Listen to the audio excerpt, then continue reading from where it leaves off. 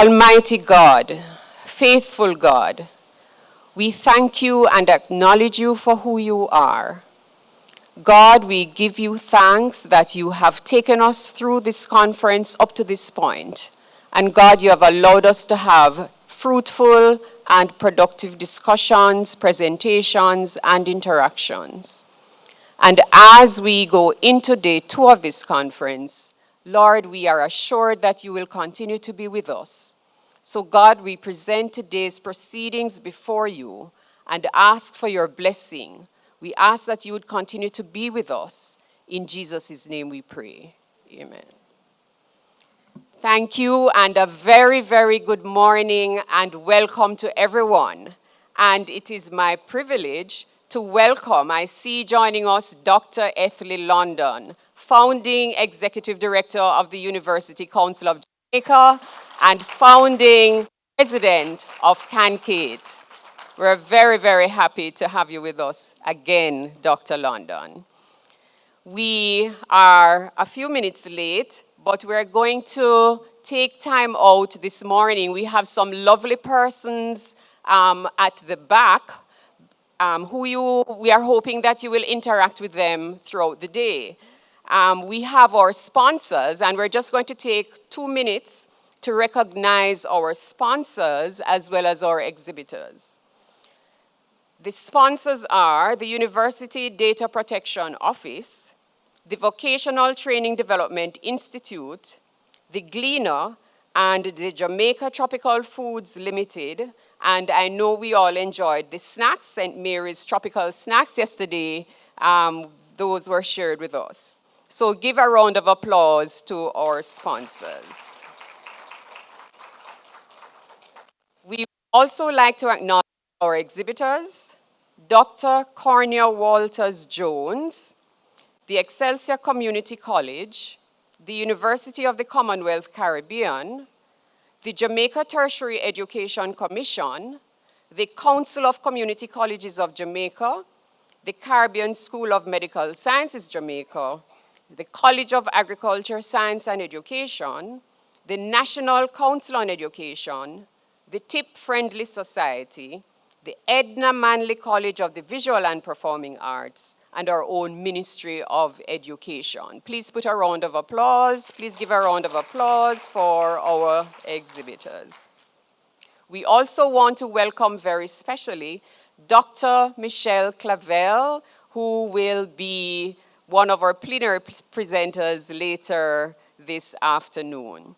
At this point, without further ado, I'll be inviting Mr. Curtis Floyd, President of CANQATE, to do the introductions for our plenary speaker this morning, Dr. Mark David Milliron.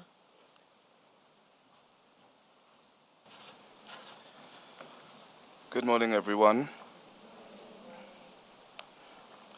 And I know that we are running a little behind time, but I just want to start off by saying that I would have interacted with Dr. Milliron some years ago when I went to a conference in Chicago, and I was blown away.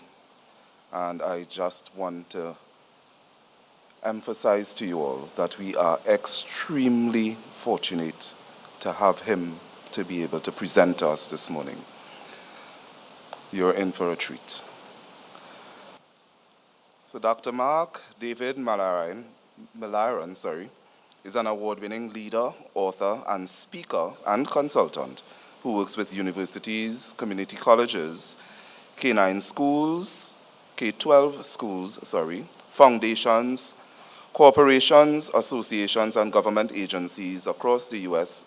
and around the world.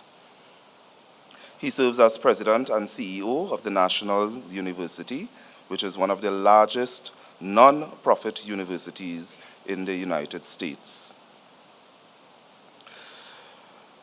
In addition to his work with the National University, Mark helps catalyze positive change in education through his service on the boards and advisory councils of leading-edge education organizations, including the Trellis Foundation, Bennett College, Civitas Learning, the Mastery Transcript Consortium, and the ISKME Open Education Resource Commons. He also holds an appointment as a professor of practice in the College of Education at the University of Texas in Austin. In 1999, the University of Texas at Austin's College of Education named Mark a distinguished graduate for his service to the education field. In 2007, the American Association of Community Colleges, AACC, presented him with its prestigious National Leadership Award and inducted him into the AACC Hall of Fame. He was introduced into the United States Distance Learning Association's Hall of Fame in 2013. And in 2016, he was chosen by the Chronicle of Higher Education as one of the top technology innovators in higher education. In 2018, Mark was listed by EdTech Digest as one of the top influencers in the education technology fields. And this one is for the ladies. Regardless of all his activities and accomplishments, he will quickly tell you that the most important job and greatest blessing in his life is serving as Julia's husband and as father to Alexandra, Richard, Marcus, and Max. So hard luck, ladies. Ladies and gentlemen, it is really an honor. I grabbed the opportunity to be the person to moderate this session for Dr. Mark Milliron, and I trust that you will enjoy the session. And I now hand over to Mark. And unfortunately, as we would have communicated previously, he was supposed to be here in person, but because of Raphael and other commitments that he had, he couldn't make the commitment to be here in person, but he made himself available virtually. So we are still very fortunate to have his presence this morning. Thank you. Okay, let's go ahead and jump in. One, again, I really wanted to be there live. I am quite disappointed I'm not there. I'm so sorry about that. Let's just jump into the conversation around the road ahead, around what I'm calling the new possible in the world of education. And as we get into this conversation, I just want to make sure you know, I'm hoping we can catalyze a longer conversation. I've been doing this with universities and colleges around the US and some around Canada and Asia Pacific. Would love to engage with you all around this, around how we're going to experience this together. So after the session, I'm going to make the PDF available of the PowerPoint to everybody. It has live links for anything I talk about in terms of research articles or examples. And the idea is for you to be able to take this into your own context and catalyze your own conversation around the road ahead. I'm always careful, don't worry, it's not too many PowerPoint slides. I'm always careful. I think a lot of folks who use PowerPoint have no power nor a point. So I'm very careful about making sure slides are limited for you. The conversation today will really be around this idea of a new possible. I'm going to go ahead and share screen now so you guys can see. Got it. Okay.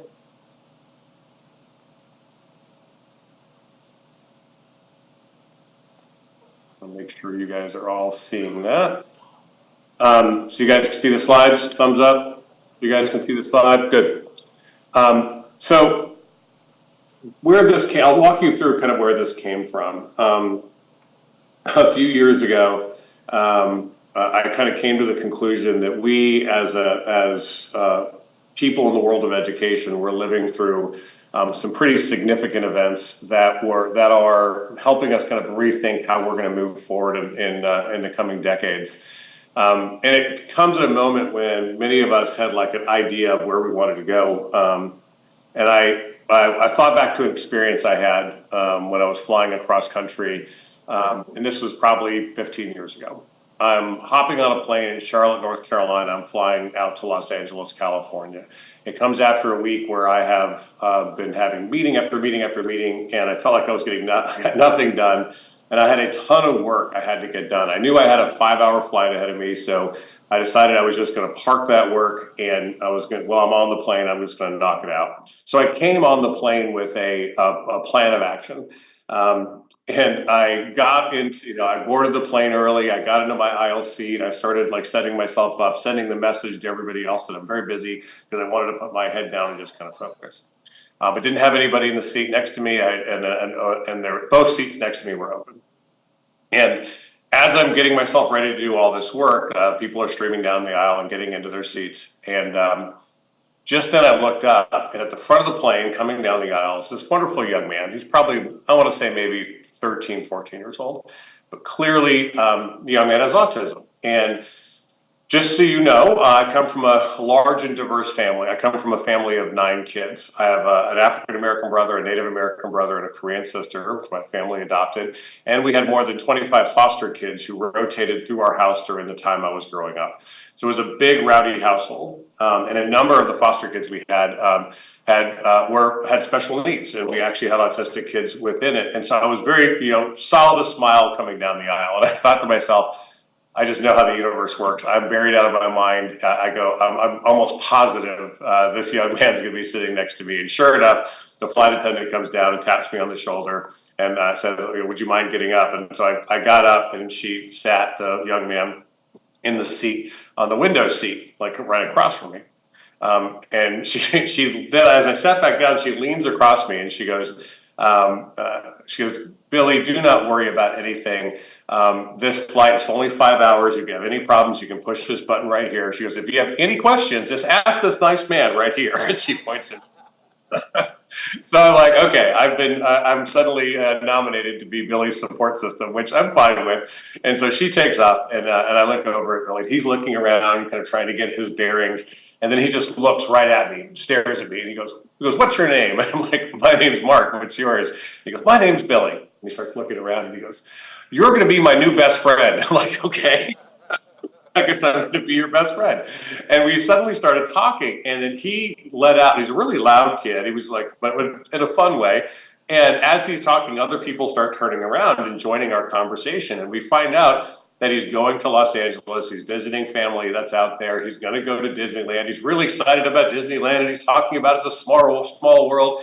And he's talking about he's going to go to the beach, and he's going to do this, he's going to do that. And other people start joining. People from across the aisle are in this conversation. We now have, I think, about 15 people in this conversation with Billy talking about his trip to Los Angeles. We haven't left the gate yet. Like, we're still sitting there at the gate.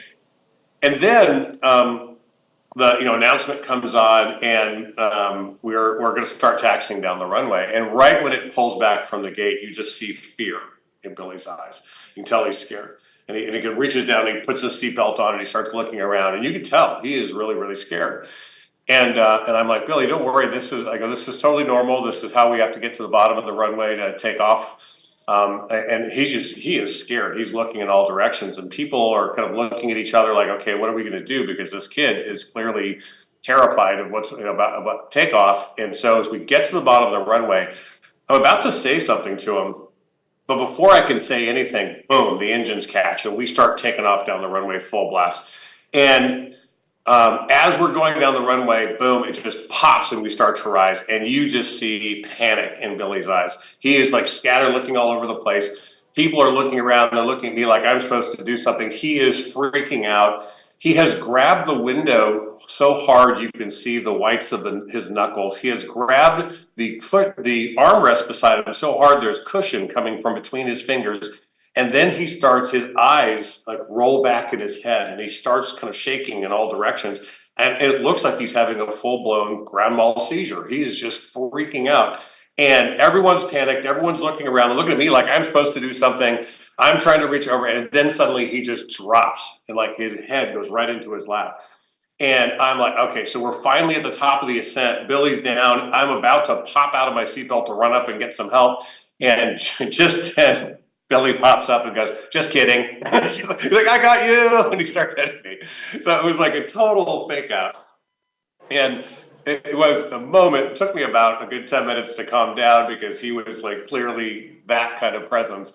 But it was really funny because that was just the tip of the iceberg of how funny Billy was. But what I realized pretty quickly after that moment was I'm probably not going to get a lot of work done on this flight. Because Billy, if you're around an autistic kid like that, you understand they really demand your presence. They want you to be in the conversation. You have to be present in that conversation. So I literally took the stuff out of the seat pack in front of me, packed it away in my briefcase or my backpack, and I put it under the seat in front of me. And I'm like, okay, just be present for this. And it was one of the most enjoyable plane rides I'd ever had. We laughed, and we talked about this and that, and like it was one of those times where by the time we landed, you ever had one of those like days or times stuff like that where you smiled so much your cheeks hurt? Like that's kind of how it was. It was just kind of that amazing. I bring it up because it reminded me of the moment we're in the world of education. In the moment that many of us came with a plan. We had an idea of exactly how it was supposed to be, what being in education was going to be like. And what I would argue is the events of the moment, things in this world are showing up in a way where I think we can take a deep breath and we in some ways have to put our plans away and be present and kind of start thinking about how we can move forward in a different way. And we're probably going to have to do something different than we planned. On that flight to Charlotte, I had a full plan. I was going to get certain kinds of work done, but it actually turned into a much more enjoyable experience. Like, I'm still talking about it today. And what we have to think about is how we're going to build this out. Let me walk you through what I'm talking about. I'm actually going to talk about this idea of a new possible in education, and I want to walk you through a few things about the moment we're in. When you think about the kind of new possible in the world of education, the things that have kind of hit us in the last 3 or 4 years in particular, one is the pandemic. This idea that we all kind of went through this, we shut the world down and kind of worked from home and did things we never thought we would do. Suddenly use technologies we never thought we use on a regular basis. We had to reinvent education and commerce and entertainment, but we did it. But wow, it was far from easy to do it. And add to that the social justice challenges that we were having around the same time. And what we saw in these social justice challenges is just the realization that we're going to have to become radically more culturally competent when we're working with our folks nationally and internationally. I'm on the board of Bennett College, which is a historically Black college. I'm a vice chair of the board. And our president, after the George Floyd murders, wrote this wonderful poem called "What Shall I Tell My Students Who Are Black Women?" But it was about catalyzing this conversation she never thought she was going to have to catalyze, but boy, was it important for her to kind of be in that larger dialogue and think about kind of where we can go as a country. And then you add to that more recently the work we were having to do around artificial intelligence, where suddenly we've got a brand new technology. This is very similar to the internet, and I'll talk about this later, where we're fundamentally transitioning and transforming some of the work we're doing. And it's not just AI, it's also some of the other technology, but AI has been a moment, and we'll unpack this in a bit. And we're all wrestling with all these different challenges. The challenge for us is with all of those come a lot of naysayers who are basically saying the world's going to hell in a handbasket and we can't keep up with all this. And they're pretty mad about what's happening and they're kind of painting a dark cloud of what's possible. And for example, coming out of the pandemic, one of the things I said is everyone's like, we have to get back to a new normal. We have to get back to a new normal. And I wrote a series of articles where I basically said, no, normal wasn't working for a lot of students. We had a lot of work to do. A new normal is probably not going to be enough. We have a moment where we've got to think about possibly doing the work of creating a new possible. And the new possible, I really kind of stole this idea from Hans Rosling, Swedish scientist who wrote a wonderful series of books around how human beings have been able to solve huge challenges by coming together, challenges no one ever thought they could be able to take on.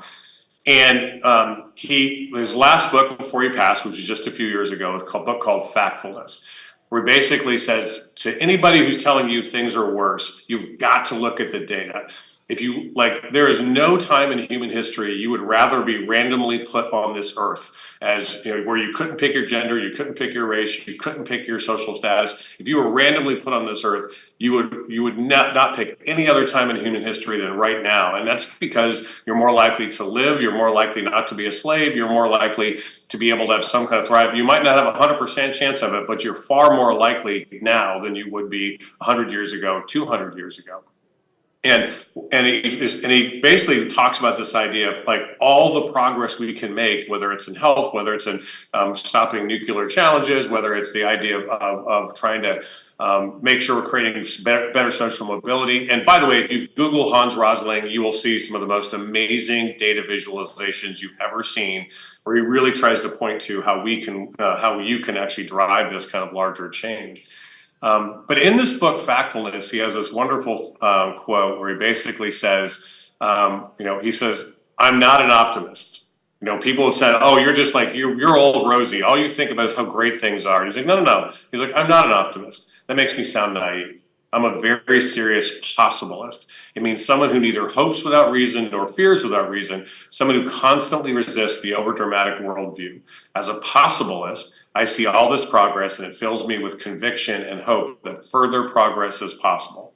It is having a clear and reasonable idea about how things are, and it is having a worldview that is constructive and useful."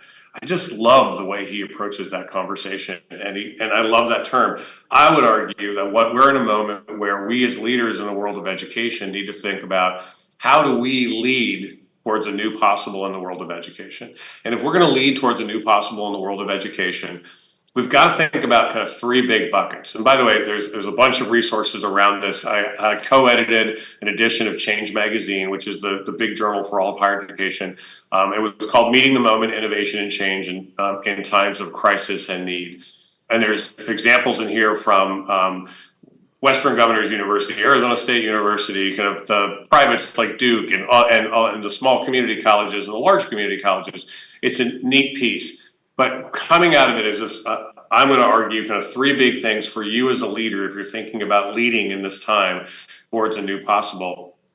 You've got to think about what is your possibility infrastructure? What are the tools you have at your disposal to do this? What are the design strategies you should be using? And in particular, I'm going to argue you've got to really become competent at design thinking, and we'll talk about why. And then third, I want to give you some models to steal, some models to take away, things you can think about as you're kind of driving this larger work. So let's dive in to this kind of conversation and talk first about the possibility infrastructure, because I think the possibility infrastructure in particular is one where we can think about how this will kind of give us a road forward and kind of drive the work we want to be able to do. So if you're thinking about our infrastructure right now in the world of education, I would argue probably most of you have some version of this mix between traditional infrastructure and an infrastructure that includes digital resources in particular. And if you're going to look at it this way, one of the things you want to be able to think about is how are you mixing and matching and leveraging your traditional infrastructure and your digital infrastructure? Traditional might be classrooms, lecture halls, training labs, locations, simulators, office hours, all those things. But you also have a digital infrastructure. And boy, did we find out about the digital infrastructure during the pandemic.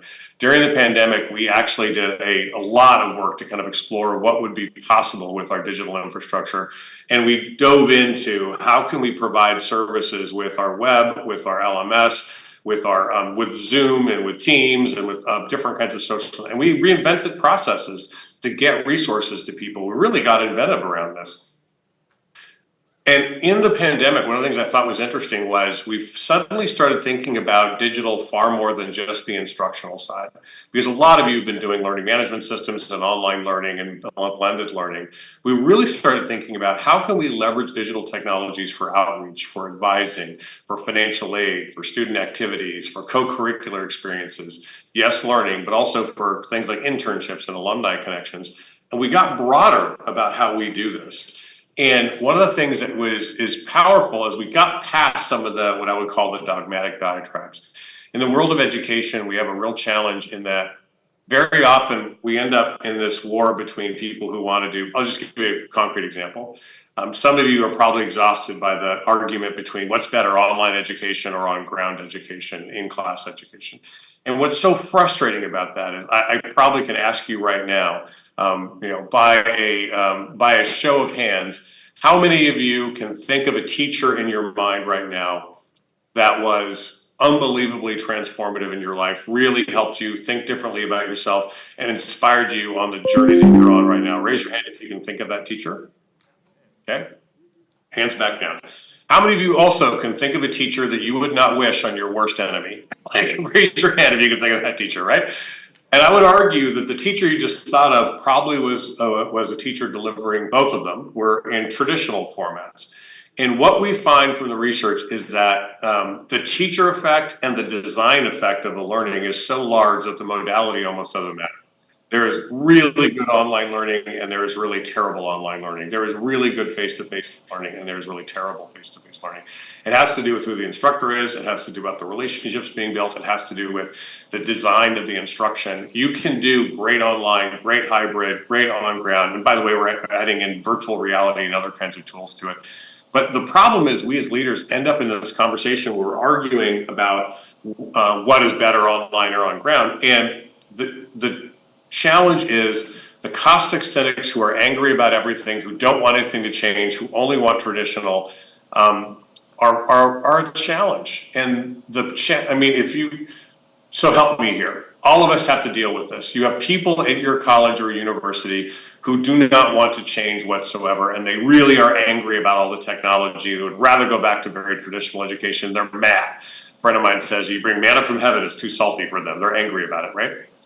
How many of you can think of that person in your mind right now? Raise your hand if you can think of that person at your institution who is probably that way. Okay, and get that person in your mind. By the way, if you can't think of that person, you might be that person. Just gonna point that out. Just kind of joking.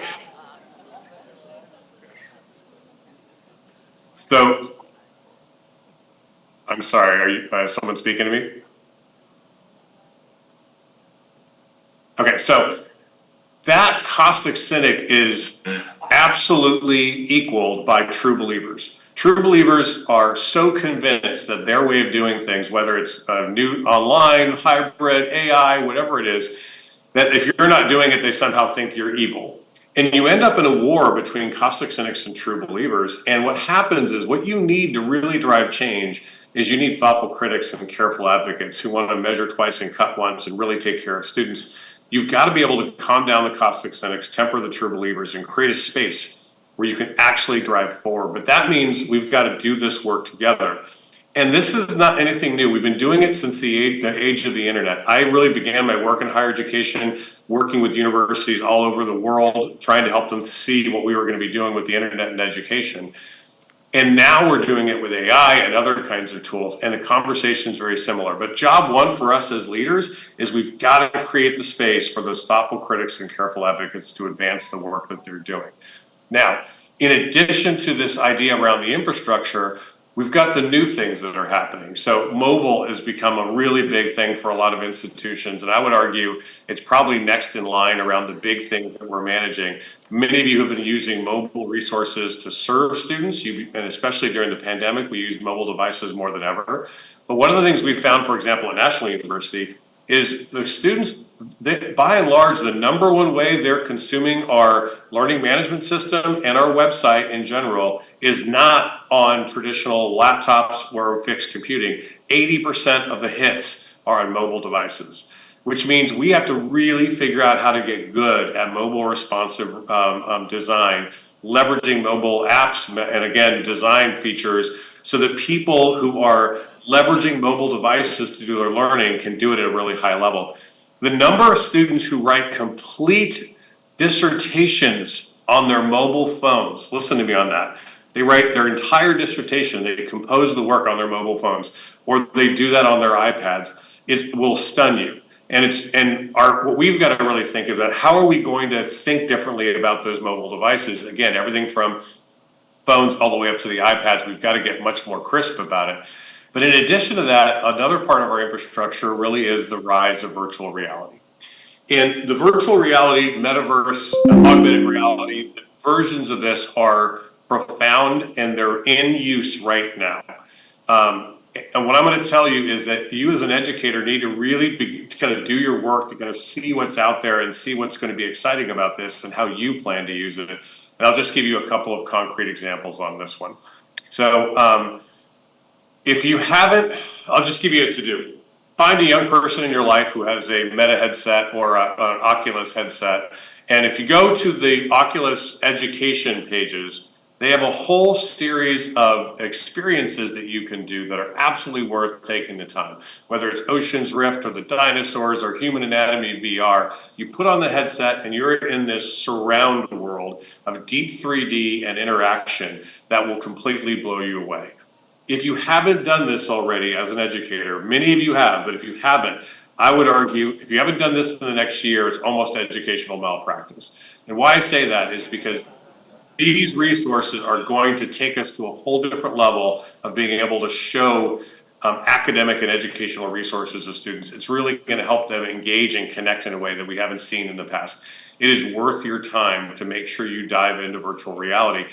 One of the things we did at National University is we actually leveraged virtual reality during the pandemic. So, for example, our nursing program, we had clinical nurses who actually died during COVID training, and that changed everything. So, Dr. Gloria McNeil, who led our nursing program, an award-winning nursing program, one of the things she did is she created a metaverse virtual reality version of a COVID lab so that rising nurses could do their book training, and then they would, before they went into a live clinical setting, they would go into the VR version of the lab and do rep after rep after rep about how they would treat patients in a COVID lab, in a COVID clinical setting. And then from there, they would go into the live human setting. And it was wildly popular. By the way, the students loved it because they were able to, they called it the middle space between the textbook and the live clinicals. And it's a place where they could try again and again and again, and there's no downside to trying. They really took it to a whole different level. It has since become one of the defining features of our nursing program, and our rising nurses love it because whether it's the COVID lab or whether it's the birthing lab or whether it's whatever, they do VR versions of their clinicals before they ever do the live versions. It's very similar to learning how to fly a plane these days. You're going to do flight simulators before you get onto an actual aircraft. There's no way the U.S. military is going to let a new recruit who's never flown an aircraft do it without actually going through hundreds of hours of simulations, and then they get to work with an instructor and then they get to go in. But this VR piece has been a really big deal. We actually just visited the Apple campus at National University. We went up to Apple in Cupertino and spent time with their whole spatial computing unit. They're betting big on this. They actually think the Vision Pro and spatial computing is going to be a big deal. We in the world of education have to start thinking about how are we going to leverage this to do everything from visualizing math problems to taking people on cultural excursions to go on virtual tours of the Louvre or allowing them to do clinical situations, all kinds of applications of these virtual reality and augmented reality resources. We're really inspired by what's going to be possible by this. And then you kind of get into the larger conversations around artificial intelligence. So I wrote an article recently for Newsweek called History Should Temper Our AI Hysteria. And it was basically saying, hey, we've learned the lesson. I still remember in 94, 95, going to universities and colleges and telling them, you know, the internet, you're going to be okay. The internet is going to be a resource. You're going to be using it. And I still remember people just saying, this is a fad. It's going to go away. This too shall pass. And I remember predicting with a group of others that, hey, every college and university in the world will have a website within the next 10 years. And people looked at us like we were crazy. I was like, no, this is a thing. You're going to be using this. And now it's just totally normal. And these technologies, listen to me, they go on this path from novel to normal. And it can go faster and faster depending on the technology. It took radio a long time to go from novel to normal. TV, a little bit shorter. But then you get to the age of the internet, and it got about 7 to 10 years before that became a normal thing for us in the world of education. AI is going quickly, and I would argue we're going to have to think about how it's going to be integrated. There is some hype cycle to it, because there's always a big hype cycle, then there's disillusionment, and then there's a slow build out. I think we're in the slow build out phase, because we're starting to see some of the real challenges with AI, but now we're going to start to think about how we build out artificial intelligence into a whole series of things. And for AI, let me give you a very simple framework for your colleges and universities. It's a super simple. Boy, does it help with your conversations. We have an AI council that deals with all three of these. You want to help think about, we've done this with our trustees as well. You want to help think about, with, and beyond. Let me say that again, about, with, and beyond. You want to help your students learn about AI. And what do we mean by this is we're looking at every program at National University. We have 150 programs. We're about a third doctoral, a third master's, and a third bachelor's. And we even have a few associate's degrees. For every one of our programs, we're asking, what are the AI applications for law enforcement? What are the AI applications for healthcare? What are the AI applications for business, for cybersecurity? And we're asking all of our program directors to curate and make sure we build into the curriculum the AI applications for those students. Because those students, when they come out of our caring arms, are going to go into a world that is using AI. It is irresponsible for us as educators not to help them experience it as they're coming out. So we want them to learn about AI, then with AI, which means we have to think about how can we support their educational journey using AI. Maybe it's AI-driven tutors or bots to answer financial aid questions. Maybe it's AI instructional tools to help them with their writing. Maybe it's AI friend-based tools to help them create peer connections. But that with piece is our learning internally about how we're going to leverage AI. And then the beyond conversation is the dialogue around the ethics, the principles within it, the strategies for it. But the beyond is deep liberal arts conversations in particular about the ways in which you want it to be used so it can't go in a nefarious direction. We have framed our dialogue around about, with, and beyond, and it's been super helpful because you don't conflate those things and you're able to kind of drive all three streams. And our AI council has really done some great work to make sure we're constantly having that larger connection, but it's worth the time to dive into it. So this is your possibility infrastructure. We've got the traditional face-to-face, and by the way, I hold a lot of value and a lot of love for the traditional face-to-face interactions. It's not about better than, it's about better with. We're better with a family of options, and those options include the traditional face-to-face, more of the work on the kind of broader digital infrastructure, including just how we're leveraging the internet and LMS and again, online and hybrid models, our expanding use of mobile, our expanding use now of virtual reality and augmented reality, and then AI. So we as leaders have to think, that's our toolbox. These are the things we can figure out how and when we're going to use these tools to try to impact learning in a really profound way. Then we kind of drive forward, and just because I know we're short on time, I want to encourage you to take the time to really think about the design side of this, which is design thinking is so important because what you want to be able to do, design thinking begins with empathy. It's understanding who your students are and what their challenges are. Our students at National happen to be non-traditional working and military students. That is our student population. We serve about 50,000 students a year in credit programs, with another 80,000 in non-credit, but those are our students. We designed for that. If you're going to design for the purpose, you understand who you're trying to serve and what they're going to try to get, and you start designing differently. This, for example, is a cereal bowl designed for people who don't like soggy cereal. It's become wildly popular in the Milliron household. Our kids love it because you put the cereal on top and the milk in the bottom. This, for example, is an alarm clock that isn't an alarm that wakes you up with a giant buzz. The music slowly rises and the light slowly comes on over the course of about 5 to 10 minutes and helps you wake easily. This is for people who have that larger challenge, but it was designed for those people. Starlink. Having just lived through Hurricane Helene in the mountains of western North Carolina, which, by the way, is devastated at the moment, our house, we got really lucky at our house. Our house is far enough away from the river and from the waterways where we didn't get the heavy water damage. Trees were down everywhere because 80-mile-an-hour winds with a trillion gallons of water does not do good things. Gigantic 100-foot trees were down all over the place. We had just cut out all the big trees behind our house, so we didn't get hit. Power was down, no mobile devices, and the water systems were destroyed. Our house has a well. Our house has a generator that can last at least 2 weeks on propane, and we had Starlink internet. Starlink internet worked perfectly because you were on the generator. We were kind of an oasis. So we had people coming to our house to take showers. We had people coming to our house literally just to drive by and get on the internet so they could call and text people. But that was designed specifically for people in rural populations who couldn't hop onto wired networks. It's powerful how that's been able to kind of drive change and support folks. Okay. Just think about the My Chart initiative, 15 years ago, that was designed to get data to patients. What they said was, let's design tools that get data right to patients so they can manage their health. Doctors thought that was crazy. It turned out to be wildly important and super useful for folks, all the way to the day where almost all of us have some kind of fitness tracker we're leveraging to use. That's design, and they're designing those to think about how we would use the data to be able to drive forward. Then just think about the MRI.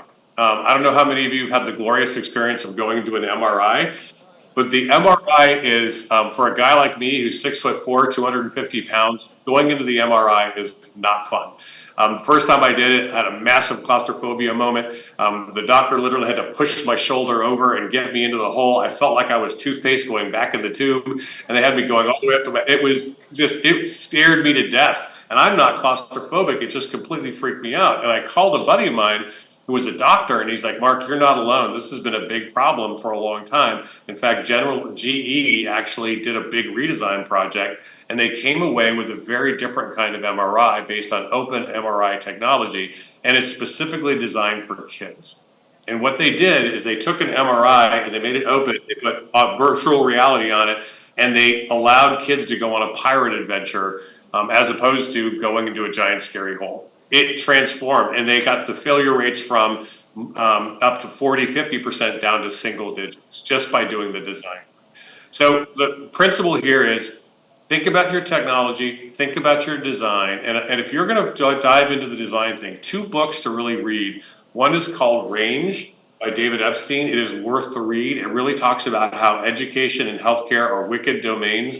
You need data science, domain expertise, together with this design principle, and you can really do some good stuff. Range is a phenomenal book for your leadership teams to read. And then the other book is called The Perennials, who's a sociologist from the University of Pennsylvania. It talks about the multi-generations we're dealing with right now and how we're trying to learn together with it. But it makes you think differently about how you're designing, because we're not just talking about 18-year-olds coming out of school anymore. Finally, if you're going to do this work, you want to be able to get some good models. I'm a big believer in what's called the CASE strategy. CASE stands for CASE in the world of education stands for copy and steal everything. There are really good ideas out there. You want to pull some of these ideas in. I'm just going to point you to some resources you can use. One, the Mastery Transcript Consortium. What they have done is they've used digital technology to create learning pathways that aren't based on grades. What they will tell you is their research is that grades have traumatized more students than anything you can imagine, because they're imprecise measures of actual learning. And if you can do mastery transcripts and what they've done is they've created mastery transcripts where they outline competencies and skills, and it's basically like an app, and students go after each one, and as they achieve them, they fill out their mastery transcript. There are now 400 school districts in the United States that are using the mastery transcript instead of grades. This really took off during the pandemic in particular. And there are now major universities, including Princeton, Stanford, University of Michigan, that are accepting mastery transcripts instead of grades. I'm telling you, mark my words, within the next 5 to 10 years, more and more people will move away from grades, and they will move towards these kinds of things, mastery transcripts. And it's enabled because we have digital tools that allow us to do that kind of learning assessment, very different kind of learning assessment. Just go to mastery.org and you can find out more information on it.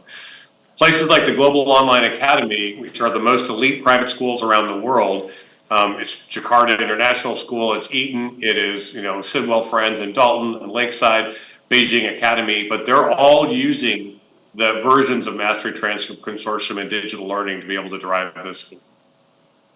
Then take a look at Western Governors University and how they've kind of disaggregate is the wrong term. They've created more specialist versions of learning so that students can use competency-based progression.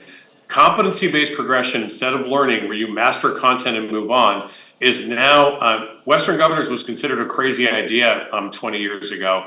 It is now the largest nonprofit university in the United States, close to 200,000 students. And they built it based on this, the ability for students to kind of go at their pace. When they need to go slower, they can go slow. When they need to go faster, they can go faster. It's an interesting use of the technology to be able to pull that together. They were only able to do it though because they were greenfield, meaning they didn't have to kind of adapt it onto the existing traditional model. Take a look at what Austin Community College has been doing with their accelerator. The accelerator is a physical space. We've actually started stealing this at National, where students can come and they don't necessarily want to come, they definitely want to see other people, but they don't necessarily want to come to a traditional class. The accelerator is a place where they can come and do self-driven learning, but they're surrounded by other learners like them. And what you have to remember is there are some learners who love learning in a different format, leveraging online or hybrid, but home is not a quiet place. It's sometimes not a safe place. They sometimes don't have high-speed internet. They don't have the technology resources like VR headsets. If you can create a place, a third place where they can go still and be surrounded by it. By the way, one of the things we've done is we've added childcare. So we partner with our local YMCAs. The YMCAs provide childcare. Our students will come, drop off their kid, and then go learn in their asynchronous format for 2-3 hours. It's working fantastically. Check out the accelerator. It's worth looking at how they've done it. It has become the preferred method of learning for their lower division kind of courses at Austin Community College. And finally, work we've done at National University is really focused on, we've really tried to think about our technology and our design principles to really look at our learners. And our learners are 100% non-traditional working in military. We were founded by a military Ph.D. Navy captain 53 years ago who was totally focused on service members coming out of the Vietnam War who were not being, tried to use their GI Bill, but were not being well served by traditional education. And they said there has to be something different that can work for working students and for the military and for non-traditional. And that's where NU was founded. And it wasn't based on the internet. It was founded based on the idea of, instead of 5 classes at the same time, let's do 1 class at a time. So 1 month, 1 course per month was the model. And it became wildly popular, especially among the service members. And now, about still half of our undergrad population are either active duty or veterans, because the service members all tell each other about how they like the model. We have 4-week classes, 8-week classes, hybrid models. We're leveraging AI. We're a big cybersecurity player. We'll use whatever tool or technology to reach what we call our Anders. We use the term Anders because it activates us. Anders are students who are parents and students. They are workers and students. They are service members and students. And those ands define their life. So we're trying to design around that in a really kind of powerful way.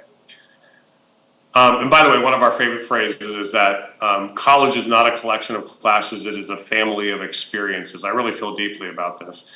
Trying to get, I think the low bar in our work is students graduating. It's a low bar. Of course we want them to finish.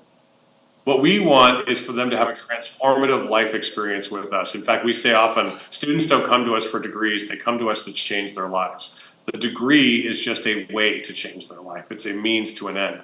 So part of our work is to design a combination of credential resources for them, whether it's certificates, diplomas, along with their degree that they can add into the mix. We want to curate what we call a credential-rich experience. And then we want them to have a connection-rich experience where they meet other students, they connect with faculty, they connect with people in their profession. That connection richness becomes transformative. And then experience-rich, where they are having internships and clinical experiences and project-based learning, but those experiences become transformative. And if we can have credential-rich, connection-rich, and experience-rich, you suddenly have this wonderful experience. So our design theory of action that we use all the time is next-gen education wrapped in whole human support, which means the right resource at the right time for the right students, which some students means get out of their way because they're a rock star. For other students, it means lots of scaffolding because they have basic needs issues. But next gen wrapped in whole human, aimed at value-rich education. And our value-rich education is credential experience and connection richness for the students as they're coming through. So I'm going to leave you with this idea. We can go anywhere you want to go on this, but I've got one last thing to talk about before I finish. I know you're short on time, so I don't know if you want me to kind of wrap now and let you get on to your next thing, or if you want to take some questions. I'll leave it up to you all.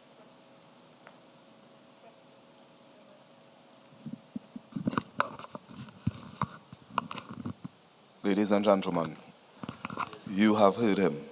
I know that, as we said, we were a little behind time, but I know that we want to be able to give the opportunity for you to be able to ask a couple questions, and we'll make up for the time afterwards. I think it's well worth the while today. So we'll allow a couple minutes for questions, and of course the microphone is at the center of the auditorium here, so just indicate by raising your hand and you can pose your questions at this time. And I will be on the panel later too, so we can have that time for questions too. I think you all are still processing all the information that would have been given to you this morning. No questions? Okay, so let me just wrap so we can get you guys kind of back on some of the time. During the pandemic, my daughter, I have 4 kids, by the way, which my mom calls a starter family. So my oldest is Alexandra. She is now 26 years old, but during the pandemic, she was finishing. She was working on her master's in education at University of Texas at Austin. UT Austin had a hard time during the pandemic with some of their online learning, and so she decided to take a gap year. And she came back to our house in Western North Carolina to work with stay with our family, which is actually super helpful because my youngest son really needed her tutoring, and it turned out really, really well. But during that time, we wanted her to still have a really good experience, and so she and I decided to use the time. And what I wanted her to experience, I wanted to demystify the writing process and the publishing process. I've been a part of like 8 different book projects and probably written 300 articles. And I wanted her to kind of have that experience and process. So she had just come out of an education, child development course. We were talking about the kind of rise of social emotional learning and emotional intelligence work in education. So we decided to co-author a children's book. And the idea was we would storyboard it, we would kind of write the whole thing up, we'd send it out for reviews, we'd come back, we'd edit it, pull it all together, and we'd go through the publishing process. And we didn't know how long the pandemic was going to be, but we were going to start it and get going with it.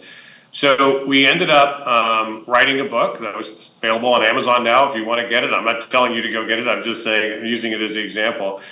But what we decided to do in that is again, we went through the whole process, full authoring, sending it out, getting reviews, doing the revisions, and pulling it up. And we ended up creating this book called The Sugar Chair Stories. And it's a story of this dog buddy and this little girl who grow up together. And the sugar chair actually comes from our own experience. A kindergarten teacher, family friend, who was a kindergarten teacher for 40 years, she used to use this thing called the sugar chair. And the sugar chair was an alternative. It was different than timeout. She didn't like the idea of timeout for kids who were having challenges. She liked the sugar chair. And the sugar chair, basically, the idea is when you go in the sugar chair, it's generally because something's wrong. When you go in the sugar chair, you have a rhythm. And the rhythm is kind of 3 things. You have to slow down, you have to look around, figure out how to sweeten things up. And that slow down, look around, figure out how to sweeten things up is your job when you're in the sugar chair. So if you're getting in a fight, you're having trouble, you're yelling, you go to the sugar chair, you slow down, you look around, think about how your actions are impacting others, how other people are perceiving it, and then you figure out how to sweeten things up, which is you don't get out of the sugar chair until you tell the teacher your plan for how you're going to sweeten things up. And if you get how this all works, it is emotional control, it is goal setting, it is empathy, it is planfulness, like all kinds of goodness comes out of it. But what we did is we told this story where when she's little, she has to go in the sugar chair. Or when she's a little bit older going through a move, the sugar chair actually helps her process what's happening with the move. And then finally it takes her to when she's actually with her mom who's wrestling with her mother who actually has Alzheimer's. And she wants to go to the sugar chair. She wants to find a sugar chair she can sit in and just slow down, look around, and figure out how to sweeten things up. And you get it. It's a rhythm where over time you want to find your sugar chair. And your sugar chair can be a deck out over the ocean. It can be a boat. It can be like whatever, like a place where you can slow down, look around, figure out how to sweeten things up. I would argue that we in the world of education have been through a lot in the last 5 years, and it is probably super important for us right now to find our sugar chair. It is just important for us to slow down, look around and think about the people who need us, and work together to figure out how we sweeten things up. And if we do that, I think some really good stuff can happen. Thanks, everybody.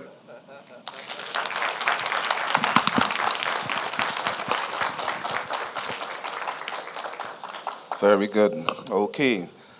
So we have another opportunity for if anyone wants to ask any questions. We may just be able to take maybe 1 or 2 questions. Right? If not,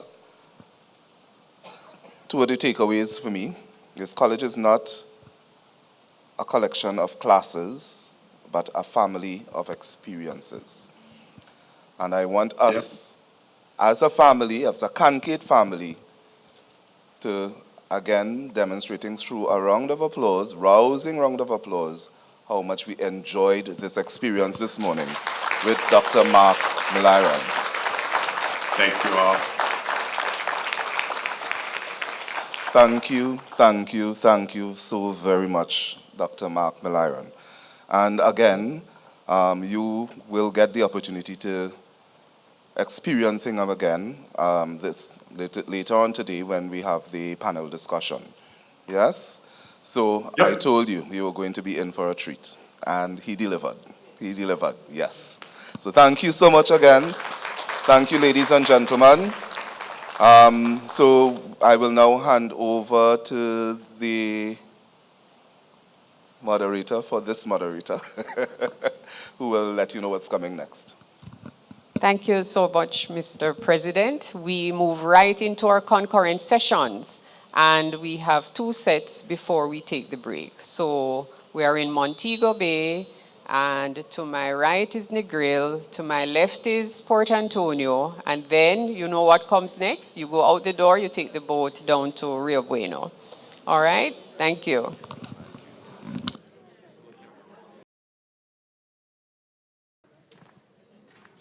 Okay, so I want you to help me to welcome Dr.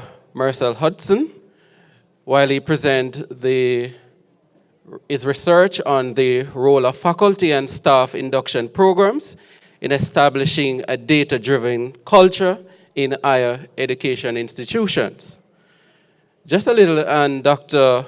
Marcel Hudson's biography. Dr. Marcel Hudson was and has worked as an indicator for over 35 years. He holds a doctorate in transformational leadership from Bucky Graduate University, Dallas, Texas, a master's in education planning and management and supervision from the University of Guyana, a postgraduate diploma in education and administration from the University of Guyana, a bachelor's in social science, sociology from the University of Guyana, Bachelor of Arts in Theology from the Caribbean School of Theology, and trained Class 1, Grade 1 Teacher's Certificate from Cyril Potter College of Education. Dr. Hudson has served in the Ministry of Education, Guyana, as District Education Officer, Regional Education Officer, Assistant Chief Education Officer, Deputy Chief Education Officer in Development, and Chief Education Officer, where Dr. Hudson managed education delivery nationally. He is now the Executive Director of the National Accreditation Council of Guyana and Professor of Servant Leadership at the Bucky Graduate University, Dallas, Texas. He enjoys reading and research. Additionally, Dr. Hudson takes a special interest in seeing young people, in particular, fulfill their God-given potential, which resulted in the publication of 3 books, Born to Succeed and Issues and Reflections and Missions, Leadership and Education, and Quotes and Interpretations from the Heart. Ladies and gentlemen, help me to welcome Dr. Hudson. Thank you very much for those words of introduction. First of all, I want to commend the organizing body for the topics that would have been identified for research. I was sitting in my office one day and the officer said to me, Doc, you notice they have different topics that persons could present on. And they said, you know what? We've never done this before at the National Accreditation Council, and I think you were the man. And the bait that they gave me, I bit it. So I'm here this morning. So I want to thank the organizing body for CANQATE for the topics. So I chose the strand 2 as you heard, and it has to do fundamentally with the role of faculty and staff induction programs in establishing data-driven culture in higher education institutions.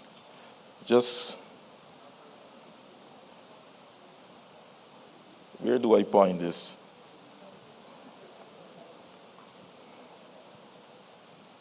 There's no action.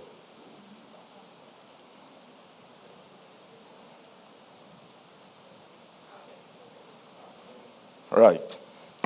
So the presentation at a glance, quickly I'm going to look at the background to the research questions, the theoretical framework, review of literature, research methods, results, recommendations, summary conclusions. The time that was given really caused me to, as far as possible, see how I could condense, constrict the information to be shared. So that's the information at a glance.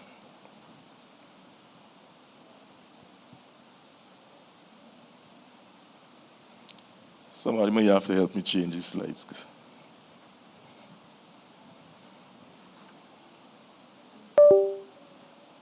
You want to help me change the slides? Yeah, time is going. Oh, maybe I have to wait. Background introduction. As we could see here, the issue has to do with emphasis being placed on data literacy.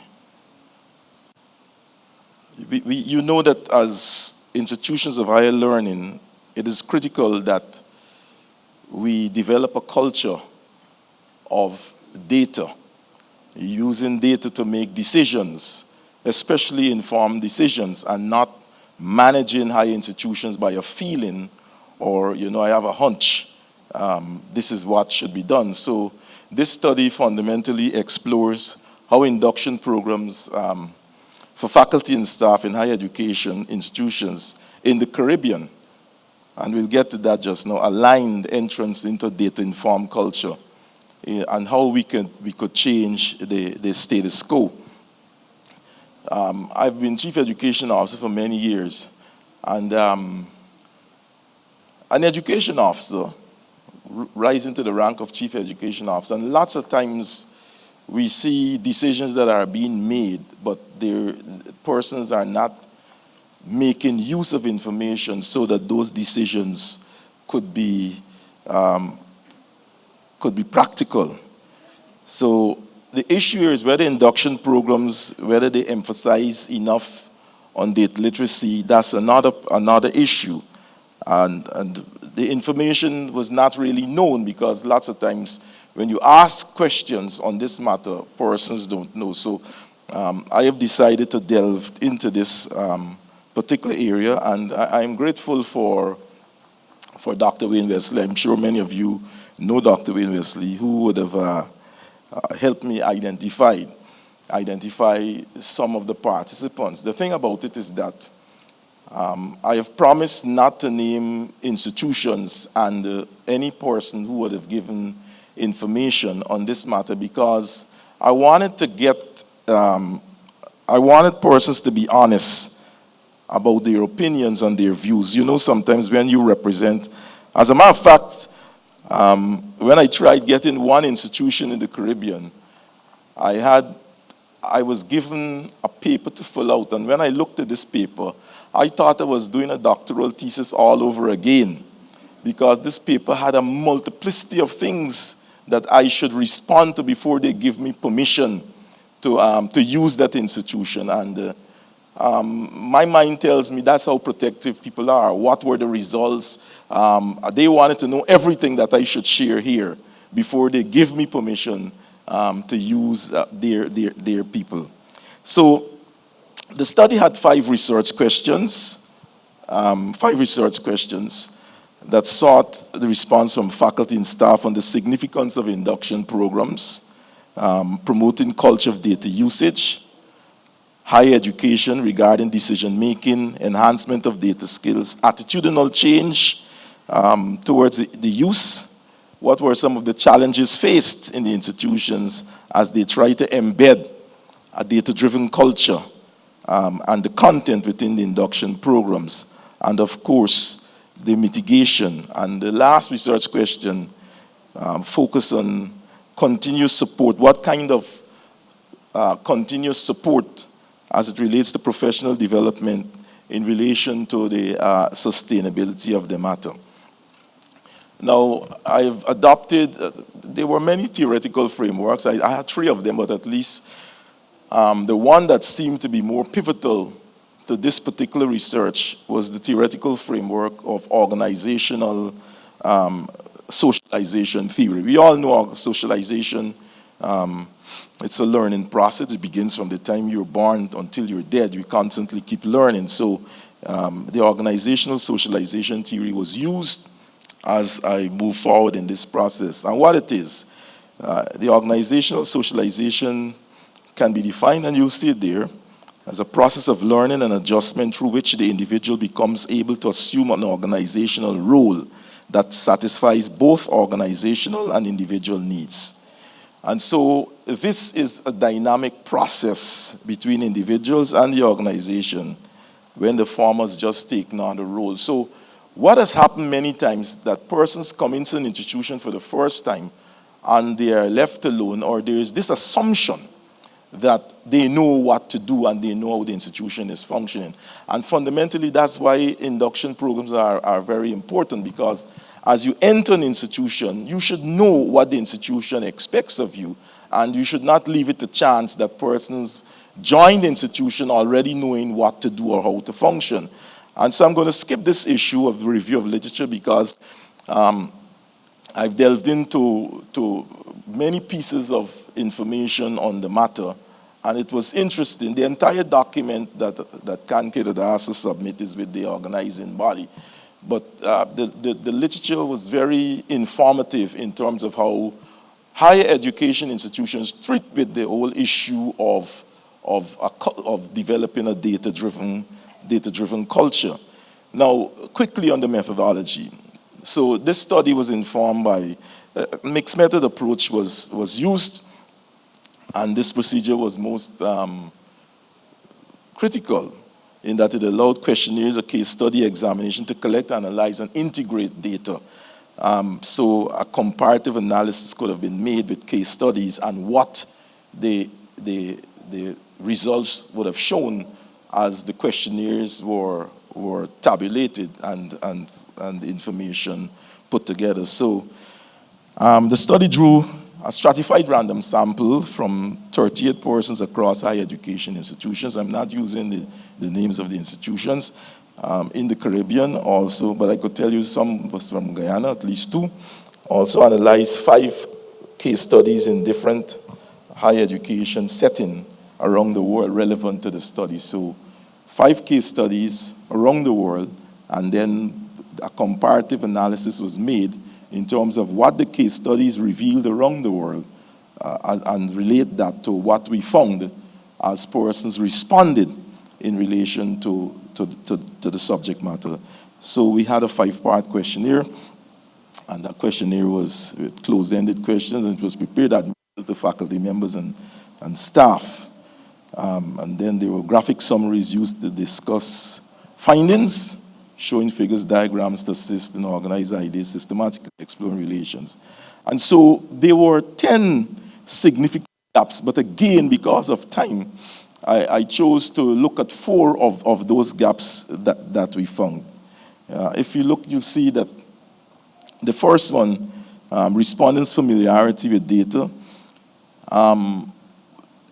While 58% of the respondents claimed that they were familiar with the culture of data or the concept of data, we had a significant number of persons in those institutions said that they were unfamiliar, and that has to be a cause of concern. At the higher education level, you can't have that large number of persons, saying that they've not been familiar with this kind of research. The feedback on data, here again we saw, next slide.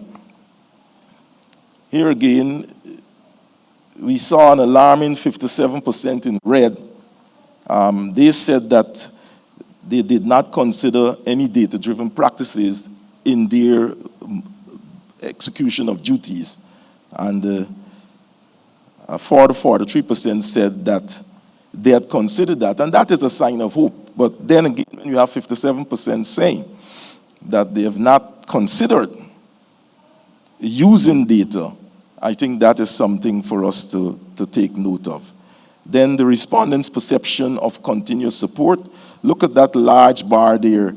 Persons were saying that they did not receive any continuous support. So maybe if something happened, it was a one-shot kind of approach, and that's it.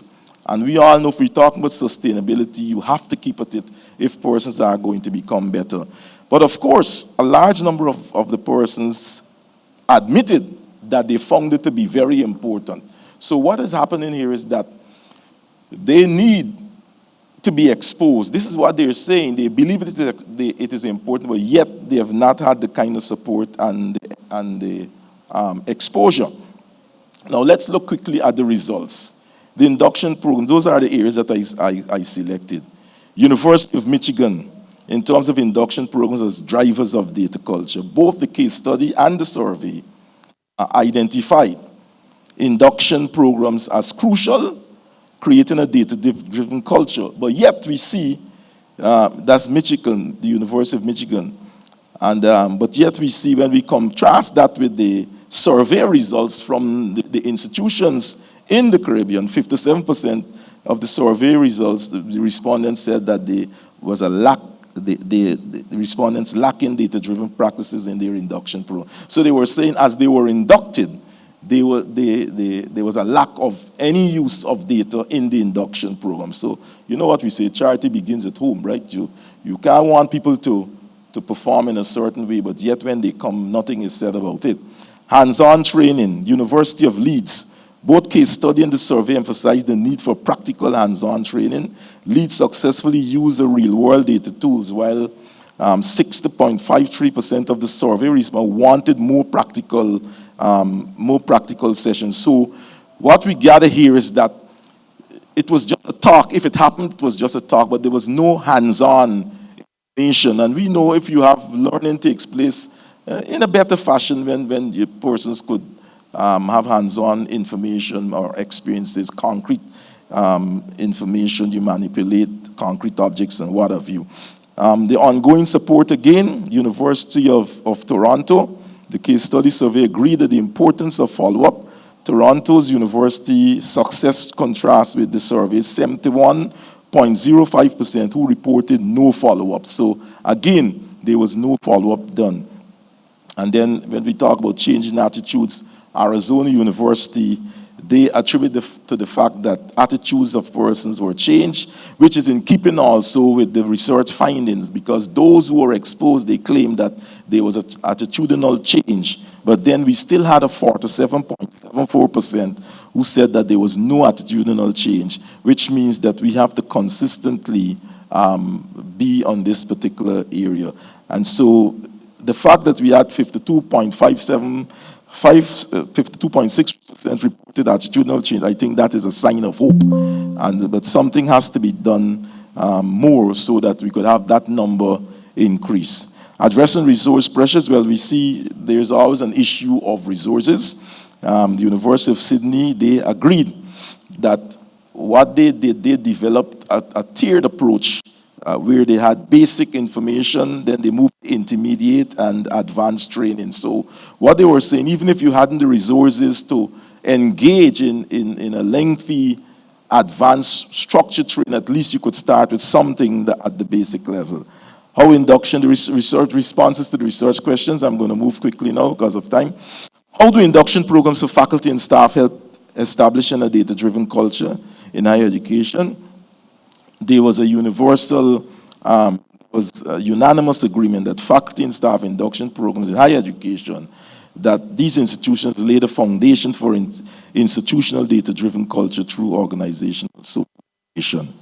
Which aspects of the induction program are most successfully develop data skills, making decisions? Again, induction programs that best facilitate that skill would have been those where persons had hands-on training again. So there's this cry for hands-on training. We are at the point of the research question. It's not working.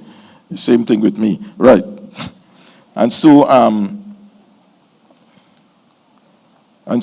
we see there's a cry, not just for a conversation or a talk, but for persons to have the experience in terms of how they approach. In what ways do induction programs alter faculty and staff attitudes and behavior? The response to that research question, the results, information show that organizational socialization through induction programs changes faculty and staff attitudes, behaviors towards the use of data by helping them fit into the data-driven rules and appreciate the value of data in their work. All right, and then the fourth research question, some of the challenges faced. Of course, we heard this morning also by the plenary presenter, the issue of resistance to change, especially when it comes to technology, the issue of resistance to change. And we have to be open. I mean, I remember, and I told somebody the first time somebody said, well, you can't do a master's, because I came from old school, you can't do a master's degree and you're not familiar with the use of technology. And I remember the first thing that they did from the time I started to do the master's degree, a laptop was brought to me, and you had to do all these things. And I was in a different world, because we had two persons in the class, and we were over our 40s. You see, all the years we had people doing our work for us. We had secretaries and so on, so we were just giving orders and so on. Now you have to do it yourself, and I thank God for lecturers who are familiar with empathy.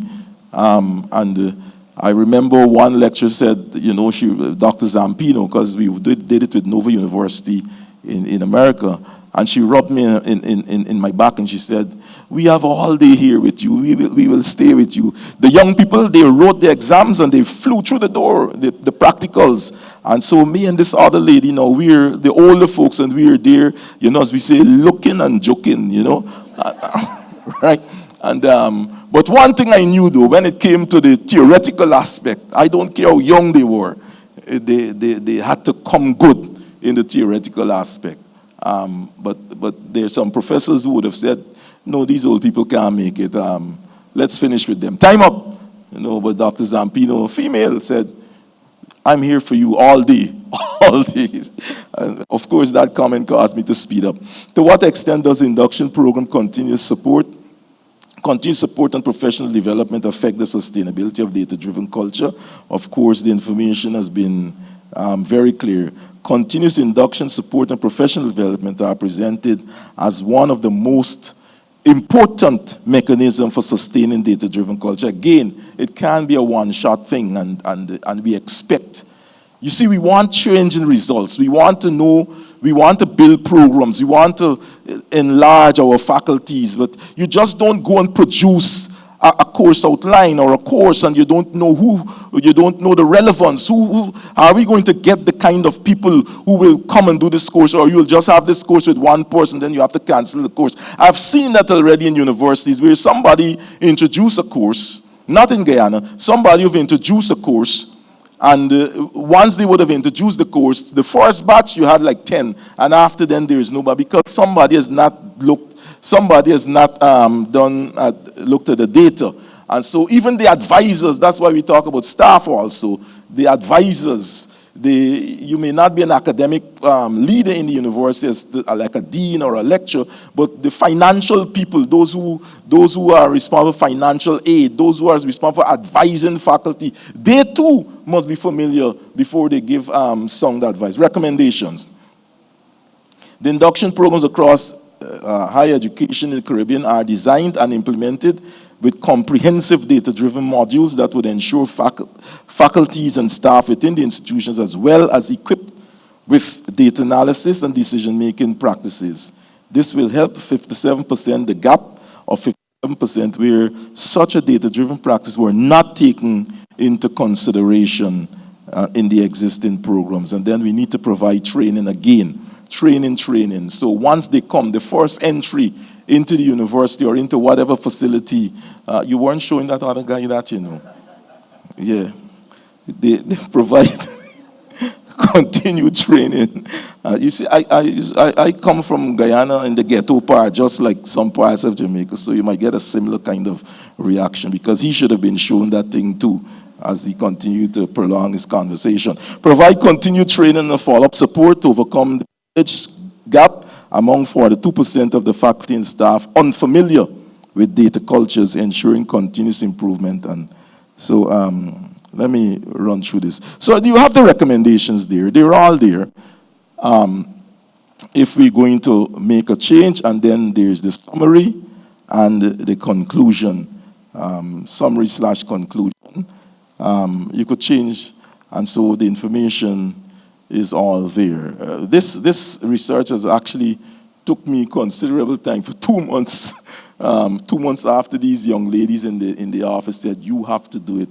These are my junior staff. You have to do it for the first time. We will do this thing in this department. And I said, all right. I put my hands up and I concurred. So it was a pleasure really doing this research. I have learned so many things. And of course, like anything else, research has its limitations and so on. But I think, though, that the information, if you have access to the entire document, and I think at some point in time you'll have access to the entire document, you'll recognize that there has been some food for thought in terms of how we operate, because we ask for change, we ask for improvement, but nobody is looking at see where the problems are, where are the major issues and the bottlenecks, and how could we change, how could we transform those issues for the betterment of our institutions and of the performance of our students. So thank you very much, and if there's any question. Thank you very much, Dr. Hudson. I can emphasize with this research. Yesterday I did a presentation along with my principal, Dr. Delise Williams, on data integrity in higher education, especially TVET institutions. And this is quite a relevant and timely research. Colleagues, the floor is now open for a few questions. And you can just raise your hand and I will bring the mic to you. There's a question I want to ask you, Doc. In terms of building a culture in higher education, in terms of research, including the strain resources, especially funding, how do you find the experiences in other jurisdictions as it relates to building the culture of research, data-driven culture in terms of basically, staff resources, the potential of the staff also? I know you have mentioned some of that, but particularly I want to hear your response in terms of funding. Yeah, thank you. Resources are generally scarce. We know that. Any person who understands anything about social structures and so on, you will know that resources are always scarce, but they could always be a starting point, rather than not to have anything done at all. And that is why I think it was the University of Leeds, they developed a multi-tiered system.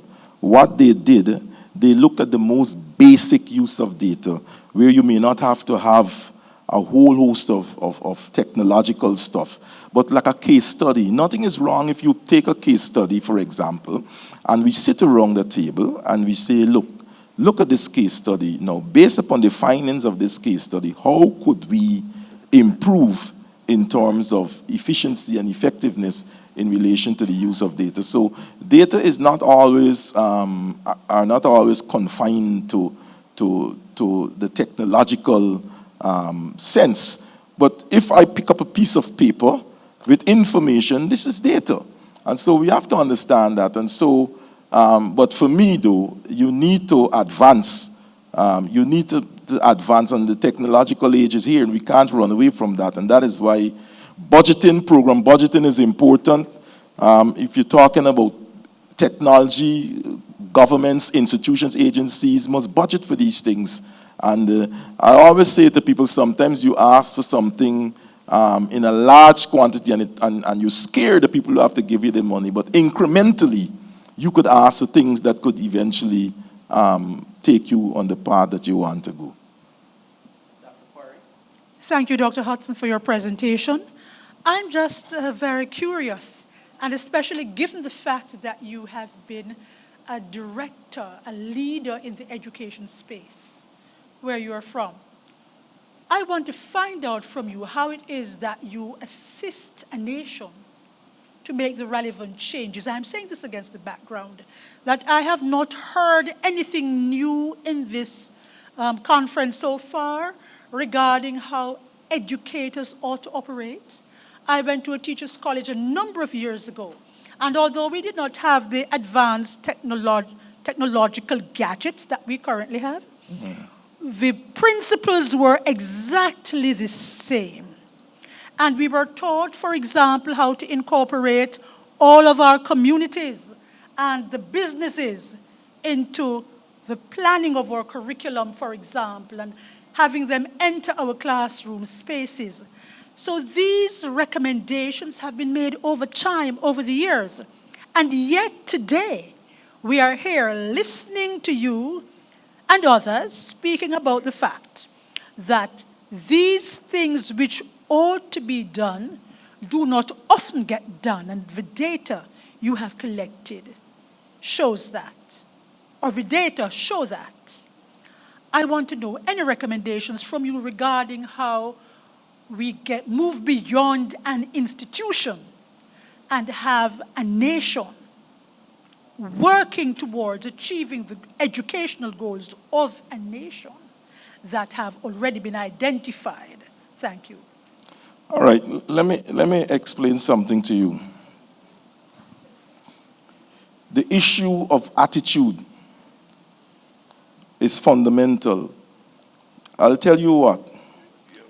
There was a certain minister of the government to me that if she had to do a surgery, she would not permit someone who graduated from Oxford or Harvard.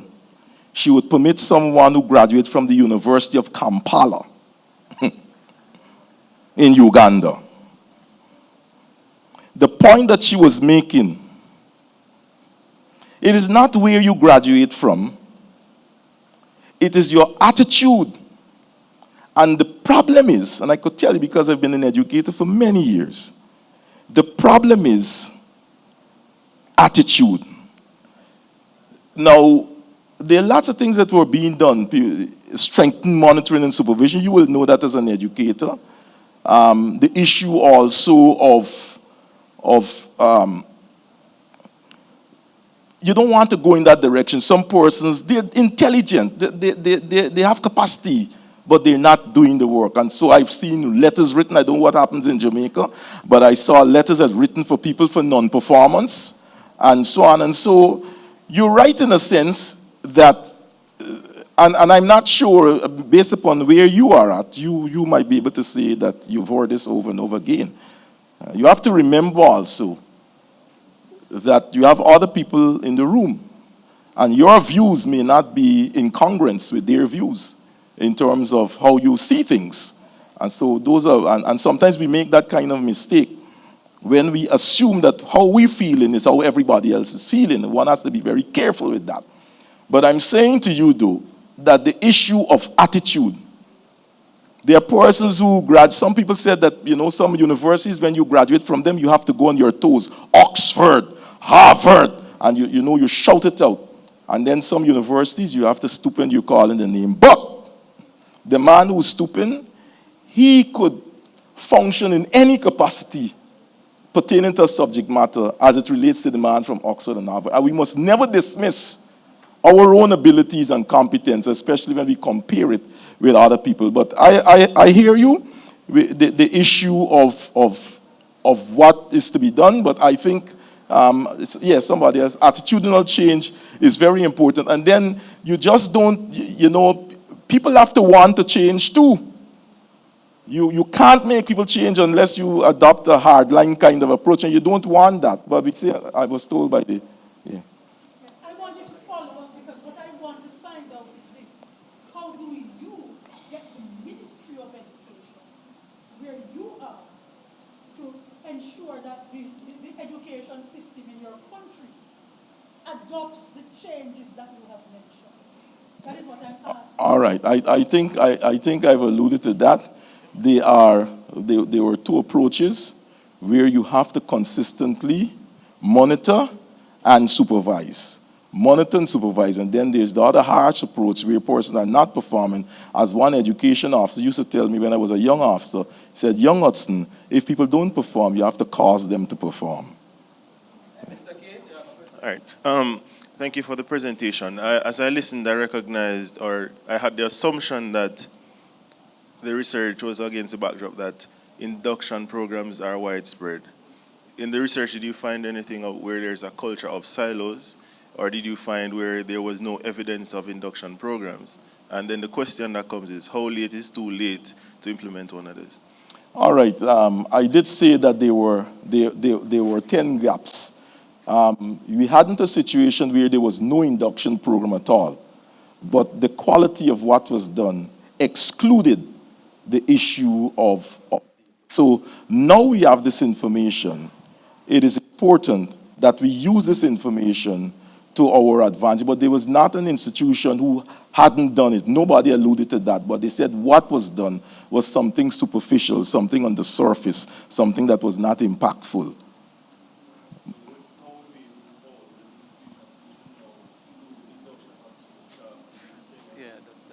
Right, so now we have this information. The information has to be shared. And so the information has to be shared with persons at different levels. For example, the universities or the institutions that persons are from that posited that, look, nothing was done at this level, that information, it would be good practice to share that information so persons could know as that, because knowledge is power. And sometimes people think that they're doing the best things, but because nobody's telling them that they're wrong, but they believe that they're doing the best thing, they're saying the best thing, but they're not being impactful in the lives of people. Ladies and gentlemen, I want to thank Dr. Hudson for such a wonderful presentation, and you, the audience, for participating so ably. Thank you very much. Thank you. Thank you.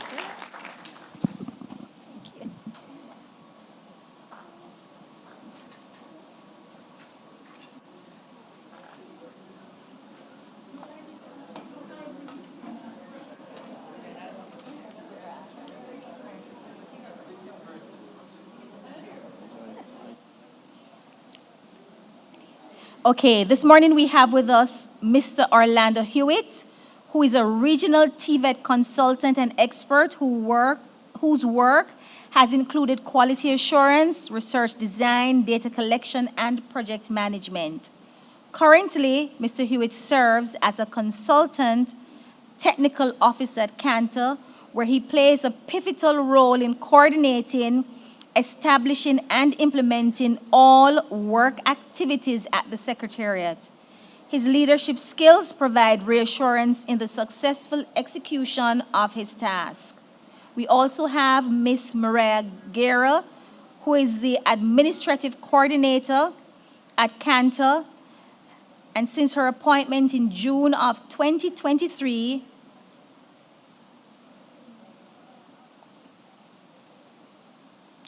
she has worked with the Commonwealth of Learning to establish a digital platform for virtual TVET training, supporting micro-credentialing, and Caribbean vocational qualifications. They are about to present now, and I think you guys would have what, 20, 25 minutes? Okay. Thank you very much. All right. Where you want to go, man? Just stand back here. All right, morning, everybody. Morning. Good morning. Thanks for joining us. This presentation should have actually been done yesterday, but Maria had traveling issues coming in from Miami. She's actually from Belize. So she had issues coming in from Miami because of the tropical storm, and she did not. I saw the guy looking at her, you like her, eh? They all need something to smile about. Right, so we are actually doing this research paper with the kind contribution of the Commonwealth of Learning, located in, is it British Columbia? British Columbia, in Canada. And the research paper emanated out of a courseware design and development project for TVET in the Caribbean.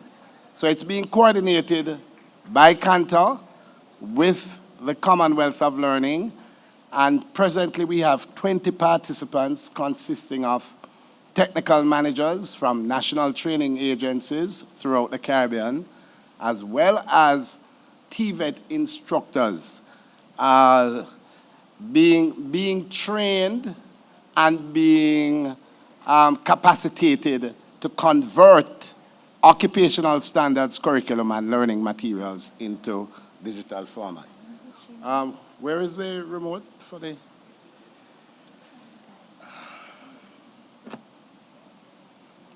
All right, so again, everybody, morning, welcome. And we will be very brief. Right. All right.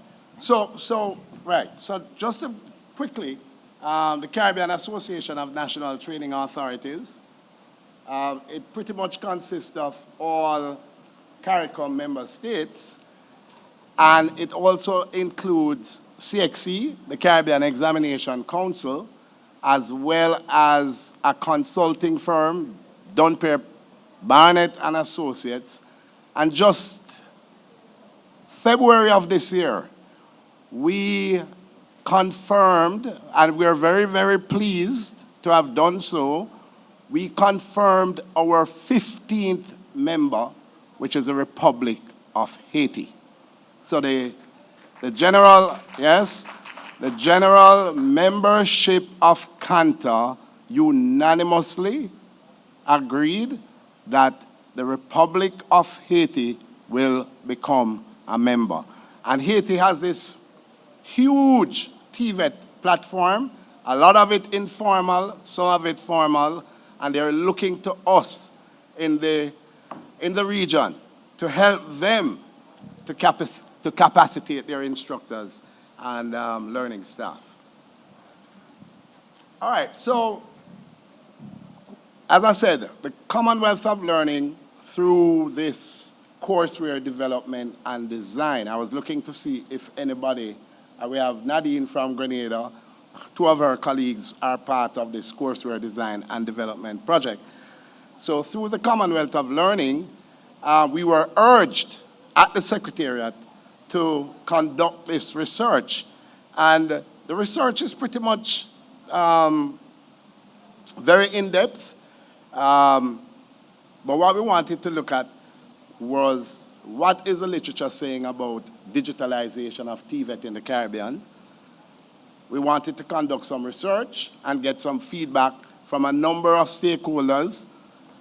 We wanted to look at those findings, and we also wanted to ensure that those findings provided us with qualitative information in terms of what were some of the challenges that they're experiencing in delivering TVET online, and what are the recommendations for enhancing the process of TVET delivery online. With that said, the CANTA has a vision, and it's as follows: a world-class Caribbean workforce supporting and enabling a competitive and responsive region. Right. And in order to fulfill that vision, right, one of our mandates of CANTA is that we want to expand. We want to expand the TVET offerings to 11 million people in Haiti. And Natalie, as a registrar, I'm looking at you. Let me repeat, to 11 million people in Haiti. So combined, Haiti with the rest of the region, what we're looking at is 20 million people plus that we want to reach and impact. And one of the ways to bridge that gap and that reach is through digital TVET. But according to ILO, we had some challenges during the pandemic. What were those challenges during the pandemic? Traditional education and academia was more responsive throughout the region to open distance learning. TVET, almost non-existent. The institutions were closed.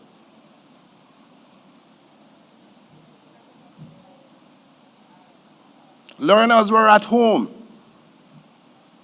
And remember now, because TVET has this V, which is vocational, which is doing, right? The response in the region was a challenge in terms of how were we going to provide this training to individuals while they're at home. So one of the more interesting stories I have to tell is that I have a graphic artist. I used to work with Hartrust NSTA. Well, back then it was Hartrust, right? And I developed a relationship with an individual who became my personal graphic artist. A very talented, brilliant guy. And within those 30 years, 20 plus of those years, he worked where? At UEDEC. He worked at UEDEC. And the irony is, when the pandemic hit, this platform that I have been going to this guy for 20 plus years, UEDEC had no clue how to respond. So all of the learning materials, all of the curriculum, and this graphic artist was there working on them diligently for 20 plus years, and then the pandemic hit. Point I'm making, if this is a platform of a regional institution of higher learning, then can you imagine the challenges that vocational education and training face? So according to ILO, only 53% of institutions were integrating TVET, were integrating digital technologies in TVET. And when we look, for example, the Commonwealth of Learning has done a lot of work in Africa, Kenya, right? Huge populations. And what is happening regionally is that through the Commonwealth of Learning and other partners, they are imploring us to be engaged in something called a South-South partnership. Because when you look at the template coming out of Africa, given their large numbers of persons enrolled in TVET, they have leveraged with some amount of success integrating ICT and digital TVET in their training programs. So that's basically what our literature review showed us. Now moving. Yes, it's moving. All right. So two things coming out of the literature review. The literature review basically said there are two things that are driving the digitalization of TVET. One is the expansion or the provision of access. Two, and most importantly, is a response to digitalization in the labor market. So the automation, the use of AI, the use of immersive technologies, right? The world of work is changing. And as the world of work changes, right, Persons are using immersive technologies to, I don't know, anybody has ever printed anything from 3D using a 3D, and that's old technology, by the way, right? So architects have been using 3D, right? And they're printing replicas of the buildings. That has taken on a different shape and form. Some persons are even printing weapons, right?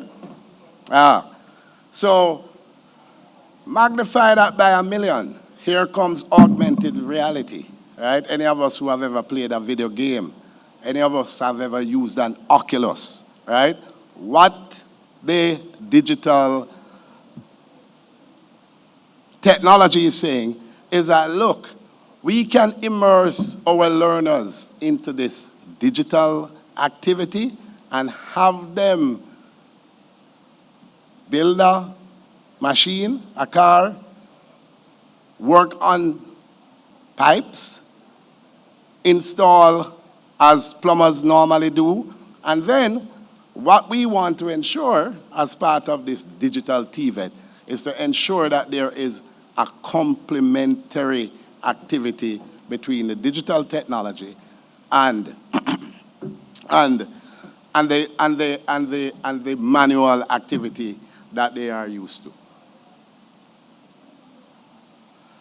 So two things: expansion in terms of reach for learners, and two, responding to the labor market as it relates to digitalization and Industry 4.0.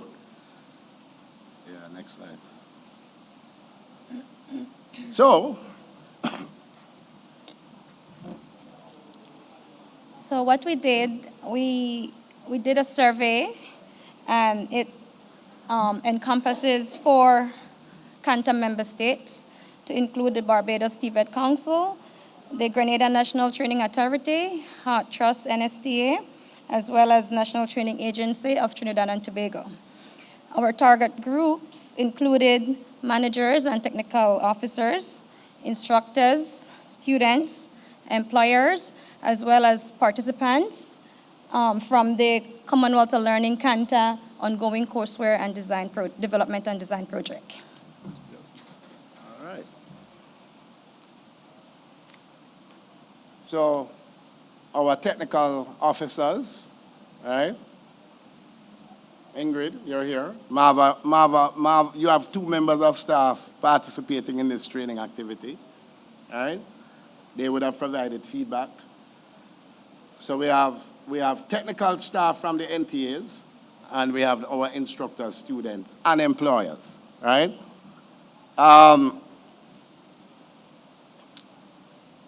The 4 NTAs that we chose to conduct the survey activities, these are the better resource NTAs. So meaning that in the countries of Jamaica, Trinidad, Barbados, and Grenada, they have far more financing of TVET.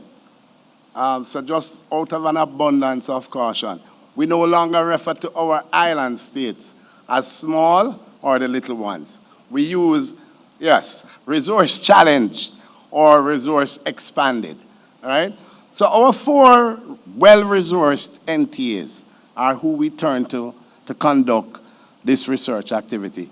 And a lot of research these days, number 1, we're focusing on gender. Gender is a hot topic, and of course, we had, based on the respondents to the research, we had more males than females, except for our employers, who were more males, and I think our students, right? But in the other groups, we had more females than males. And just to say that one of the emphasis for gender is because a lot of our partners are focusing on what is called gender equity. We may not be very conversant of this thrust for gender equity, but a lot of single moms a lot of persons within the marginalized and vulnerable groups, a lot of them are indeed women. And there is this thrust and focus that we want men and women to have the same opportunity as men, regardless of the occupational area that they're involved in. Another interesting, so what we wanted to do as part of the research is to find out, are you using open distance learning or any form of technology, ICT, to conduct TVET training, assessment, and certification? Out of the 4 institutions, right, anybody here can make a guess as to which of the 4 countries would have the higher volume in terms of doing all 3 digitally, right? But based on the response, right, we would have recognized that as it relates to our instructors being trained in digital technology, yes, the majority would have indicated that they are only moderately skilled. Or the feedback coming from, I think we got this from the NTAs, that only 52.6% of our training instructors are moderately skilled. The other thing, employers are, of course, not very confident that this notion of delivering TVET digitally, even while they are okay with it, they aren't enchanted in terms of using TVET, using digital technology to deliver, train, assess, and certify TVET practitioners. So a lot of the feedback that came back from the employers is that what we do prefer is actually a combination of digital instruction as well as face-to-face. So blended learning, the overwhelming responses from the employers was, look here, I would rather employ a pilot who has been trained digitally as well as face-to-face, rather than to employ a pilot who has been exclusively trained on a simulator. All right? Now, one of the big things, and we are here at CANQATE, it spoke to quality assurance, right? And what we found out in the research, whereas the instructors were more enthusiastic about the quality assurance of conducting assessments online for practical activities, the NTAs were far more reluctant.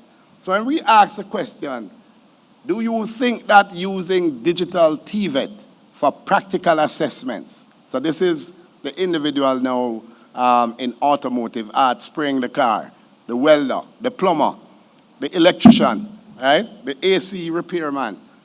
When we ask the question of the NTAs, do you think that this process can have the same robust quality assurance applied to it as in face-to-face?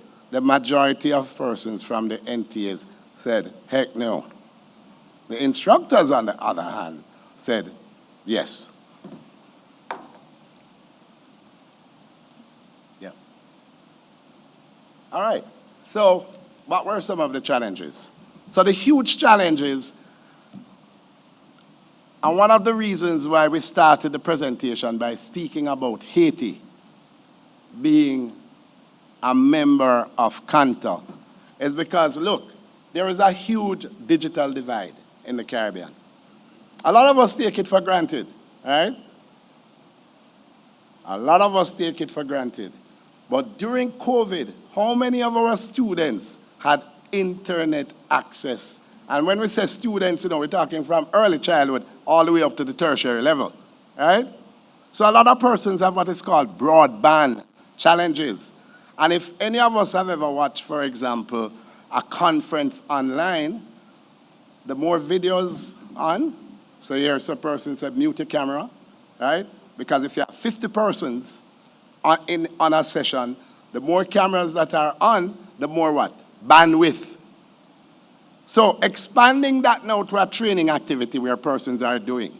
You can imagine training 700 people how to bake a cake online. That's where we're going. So we're now training 700 persons to do these practical tasks online. So number one, internet access and reliability, big challenge. Number two, perception by NTAs and employers that open distance learning is insufficient in providing training for practical tasks and demonstrations. Huge one. So what we have is a lot of mistrust regarding the process. Reluctance on the part of instructors to embrace open and flexible learning methods. The huge thing with the instructors, a lot of them have not received any training. Them have none. Zero. Right? And then, overall, inadequately trained TVET personnel in digital TVET. Mara has some recommendations coming up.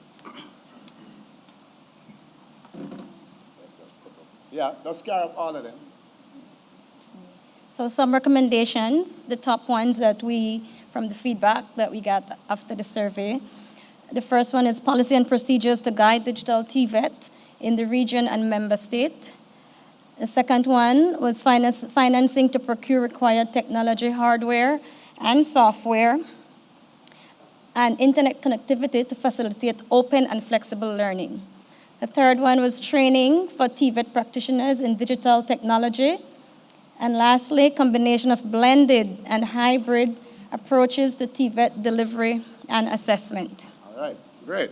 So we're wrapping up. And the reality is that whilst there is enthusiasm for digitalization of TVET, right? And in our literature review, by the way, of course, it's a Caribbean, so the literature globally from UNESCO and ILO abundant. In the Caribbean, it's sparse.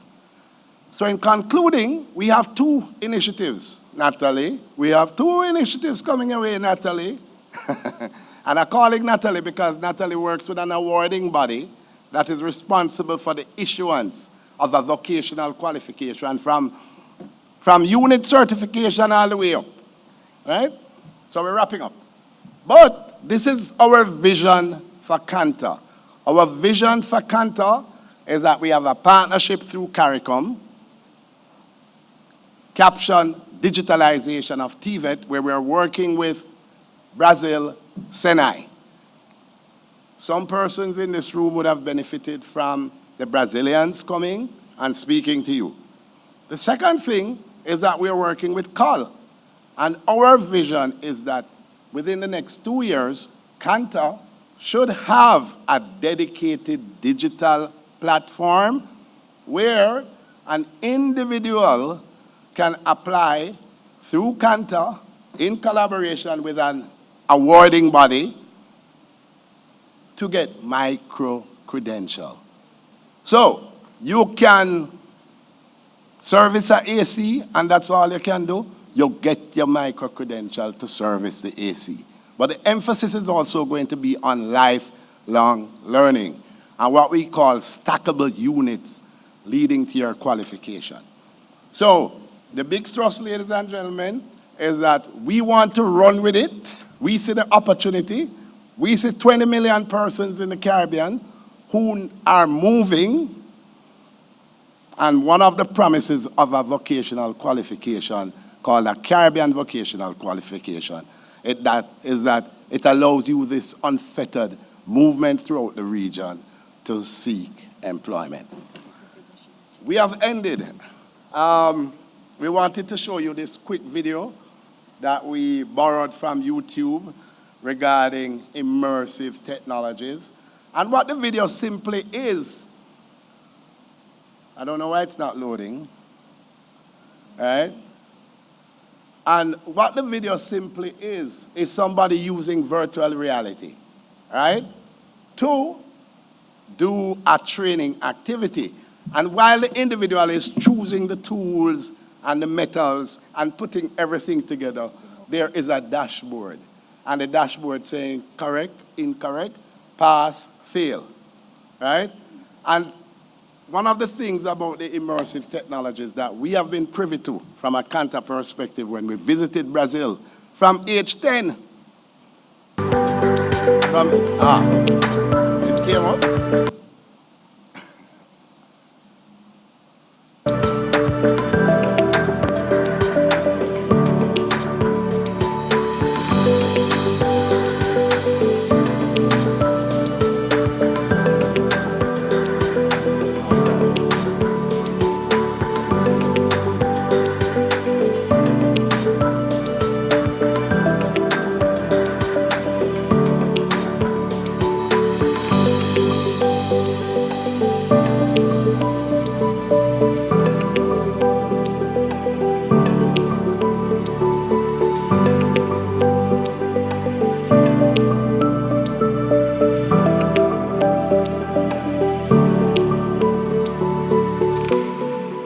All right, that concludes our presentation, ladies and gentlemen. Are there any questions?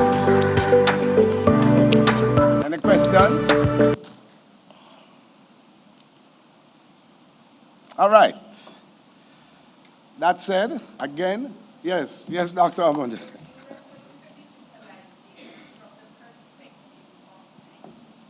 Yes.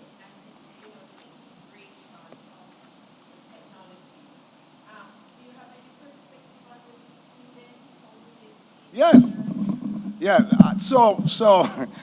We heard the previous presenter prior to us, right? So it's there in the research paper. So we got feedback from, one, the NTAs, because it's the NTAs who are responsible for coordinating TVET in their respective jurisdiction. We have Nadine here, for example, representing the Grenada National Training Authority, right? And they are responsible for training, coordinating TVET with industry, on-the-job institutions, right? Prior learning assessment and recognition, and awarding those certificates. So we would have reached out to Nadine, sent her the questionnaires electronically using Google Forms, and say, look, we want your feedback, we want the instructors' feedback, we want the students, we want the employers. Students are overwhelmed. All right, so what the presentation didn't capture, right, is that students are overwhelmingly excited about open distance learning. Their response would have indicated some of their challenges. Challenge number one, internet and broadband, right? And they would have indicated that a lot of the times, even at the institutions doing it digitally, the internet goes down, right? So just to add that when we discuss with Commonwealth of Learning, what they do in Africa is actually take the digital content and upload to the learners' phones or tablets so that they have access to the material offline. Secondly is digital TVET, Dr. Rowe, promotes the notion of self-paced learning, right? So anytime, anywhere, right? And what is lacking, where the huge chasm is amongst even the well-resourced NTAs, is the absence of digital content. So the content that speaks to plumbing and welding and auto mechanics and hairdressing, right, as it relates to giving you that digital content in varied languages too, you know, patois, English, yada, yada, yada, right?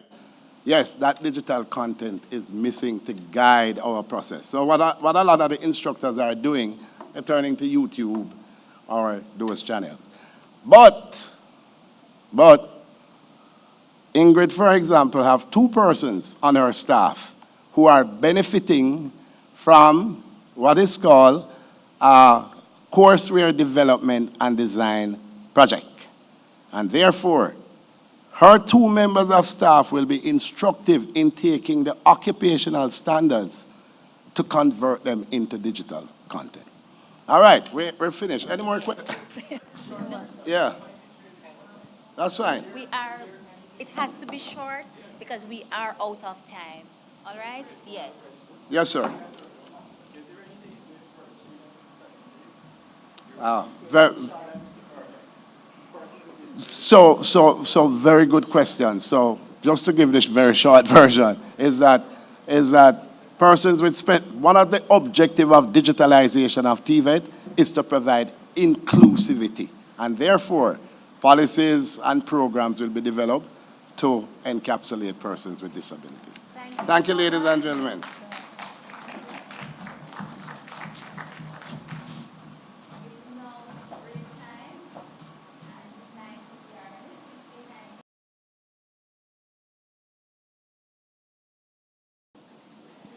All right, good morning, everyone. Good morning. Thank you. All right, as we continue our discussion on CANQATE, at this CANQATE 20th conference, 20 years of promoting quality in higher education, development, impact, and opportunities for a sustainable future, we'll continue our discussion at this time with a panel discussion, and the panel discussion will be on the theme, the topic, higher education in a digital world. Today we have with us our moderator, who will be Professor Jeanette Bartley-Bryan, the Associate VP for ODL at the University of Technology, Jamaica. We also have Dr. Michelle O. Claville, the Vice President for Research and Policy Analysis, and she will be one of the plenary speakers. You heard Dr. Mark Milliron earlier this morning. He will join us online. He is online right now. And we also have Professor Daniel Kaur and Dr. Damian Mitchell. Professor Kaur is from the UAE, and Dr. Mitchell is from Northern Caribbean University. I will introduce to you, or I'll do the introduction of the moderator, and then the moderator will introduce the panelists and continue the discussion.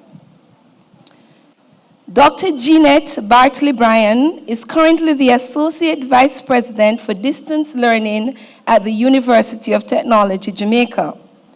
Her responsibilities include facilitating the development of technology-mediated educational programs and flexible access to learning opportunities for non-traditional learners in Jamaica, the Caribbean, and beyond.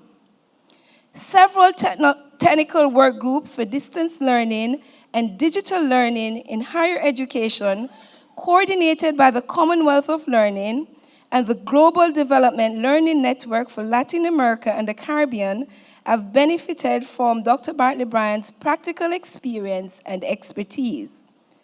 She also contributed to the formation and leadership of several work groups, including the CARICOM Regional Distance Learning Policy Work Group, Caribbean Knowledge Learning Network Regional Policy Advisory Group, the National Task Force for the Part of Jamaica Research Education Network, the Caribbean Universities Project for Integration of Distance Education, the University Council of Jamaica National Standards for Distance Education, and the Jamaica Bureau of Standards ICT Committee Work Group for the International Organization for Standardization, the Standardization Subcommittee for Information Technology for Learning.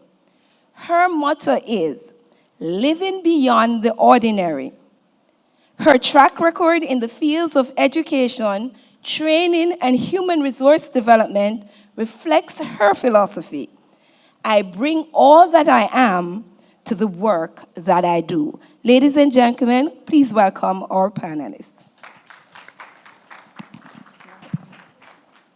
It is my pleasure to be here with you today to facilitate this session. I call it a conversation, and all my colleagues are willing to participate. And we also, as we heard before, Dr. Milliron, who is online. So we are going to have a conversation with you also, and we want to focus then on higher education in a digital world. As Mrs. Ramiki shared, yes, celebrating 2 decades of CANQATE. And so it's critical for us to reflect at this time how digital advancements have been transforming higher education, particularly in the Caribbean. Many of us can remember just the learning curve maybe over 4 years ago, all right, when we thought we had choices and we were hesitant about, even doing banking online and a number of things. And then a lot changed for us. And so similarly for the field of higher education, we have moved now quite a bit from online learning platforms to now talking about AI-driven personalized education.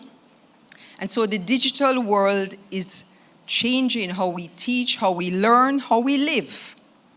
And so today is one opportunity for us to pause, to reflect, and to make some decisions about how we continue. Understanding these changes is very essential for educators, students, and policymakers so that we can navigate and leverage the opportunities presented by digital technologies and ensure a sustainable future for higher education. So just before I introduce the members of the panel, colleagues, I just wanted to put a context and to share a number of things, okay? So we are gonna come back to that slide, but just to speak a little bit, may I go to the next slide? Right. What we're going to do in the panel here with the panel is to explore the current trends, benefits, success stories, we want to hear those, challenges, strategies, innovations, and lessons learned. I emphasize that part, lessons learned, because there are times when things have not worked the way we want them to, and we keep very quiet. It is important that in this type of body, quality assurance, that we look carefully at what has not worked and learn from that experience. And so in the conversation, I just listed a number of areas. In fact, I threw the whole basket at my colleagues and said, however, we're going to do it in a few minutes that we have. We're going to touch on a number of things because we know that the expectations and the concerns are very much here with us. And so as I go through, just look to see if you see your concern, and if not, we will have an opportunity for a few minutes at the end to also hear your specific concerns. But as I shared with my colleagues, we want to look at digitalization as opposed to digitization and digital transformation, because we often use those words interchangeably and they are not quite the same. There are usually technical differences. And so the emerging trends, that will be shared today. What quality assurance means in a digital age, international standards for and digital equity and access. We're going to hear about leadership because we have on the panel, for each area that I mentioned, an expert who can share out of experience along with the qualifications. So what does leadership and governance look like for sustainability of digital transformation? What about student engagement, personalized learning with the newer technologies? What about the digital literacy skills that should be there? And of course, the student success in terms of physiological and psychological health-being and well-being. We need the support systems, all right? Because in some ways over the last 4 years, what we have done is simply moved from talking in the classroom to just doing everything online. So we're all zoomed out, okay? And so we want to talk about what is that doing to us. Cybersecurity, right? Data privacy, academic integrity. And we want to get to some of the research and the development that is advancing here in the Caribbean, But above all, what are the teaching innovations, resource allocation, and how do we use the data analytics to optimize the resources and to ensure then that we can be cost effective? And ultimately, the training, the professional training and development, the digital competencies that have to be there. And for us in the Caribbean to look more at how we create digital content, tools, especially open education resources. So not to continue being just users, but to be creators. And then emerging good practices. Yes, in the Caribbean, we do have emerging practices, sometimes out of the necessity. Sometimes, you know, we say, turn your hand, make fashion. Sometimes out of sheer needs, we are able to innovate, we're able to customize, and we know in the Caribbean that we do develop things and the rest of the world usually marvels, and sometimes we don't pay as much attention. All right. So quite a mouthful, quite a handful, but I've said to the team, as relevant, as necessary, it's a conversation, and we know that conversation has many threads. So just as we move on, I just wanted us to pause a bit about what the terms that we use. The next slide. Right, digitization versus digitalization, because I've heard persons using it interchangeable, using the terms. And so just for our benefit, and we can read, right? But digitization, we're focusing on really converting information or data, usually from analog format. So like the paper documents into digital format. That's important, but what we are getting at today is moving a little bit higher in terms of digitalization. It's a digital world we are looking at. So we want to speak more about that integration of digital technology into various aspects of operations. So we're going beyond just conversion to digital formats. We're talking about how we leverage the tools to enhance our processes, improve efficiencies, and innovate. We want to get to the innovation aspect. And one step further, the next slide, is the digital transformation of our higher education systems or higher education institutions. So that is now integrating at a higher level, what I call a total system approach, whereby the teaching learning processes, the administrative and support processes, it changes. All the integration of digital technologies will change how we operate, how we deliver value to stakeholders. So our conversation today is to look at this higher level, to talk about what is happening to higher education. Are we improving accessibility? How are we supporting new models? How are we creating flexible options? And what's happening to our policies, our planning, our partnerships, and our support? So this is what quality assurance is all about. It's a total system approach. And as we have been here since yesterday, it means that we have been looking at the development, the impact, and the opportunities. And we have on the panel our plenary speakers who will share more in this format. So folks, let me quickly introduce the members of the panel so that we can proceed with the conversation. But I'm hoping even from what I'm saying here that you're getting a sense of the breadth and scope of what is facing us in higher education. So it gives me pleasure to recognize Dr. Michelle Claville, who you would have met yesterday, those of you who were here for that plenary opening ceremony with a plenary speech. Okay, she's the Vice President for Research and Policy Analysis at the Council for Higher Education Accreditation. And so in that capacity, she serves as a liaison to the CHEA, to the CIQG, right, the International Quality Group, right. I need to complete that. Thanks, Ms. Quality, right. And so, yes, she enhances quality assurance across the globe. And what is not on her bio here, but we discovered she is Jamaican. Did you learn that yesterday? Sorry, Today, okay, right, okay. She is Jamaican. So within 5 minutes of our meeting, we said, wait, you're Jamaican. And so, yes, she's one of our stars, okay, who continues to excel on the global stage. And we're happy to have her here with us at CANQATE's conference. And so, as we proceed, she will share a little bit more about the implications of the digital transformation, what's happening with the advancements, and how is the quality assurance methodology, systems, models, how are they keeping up?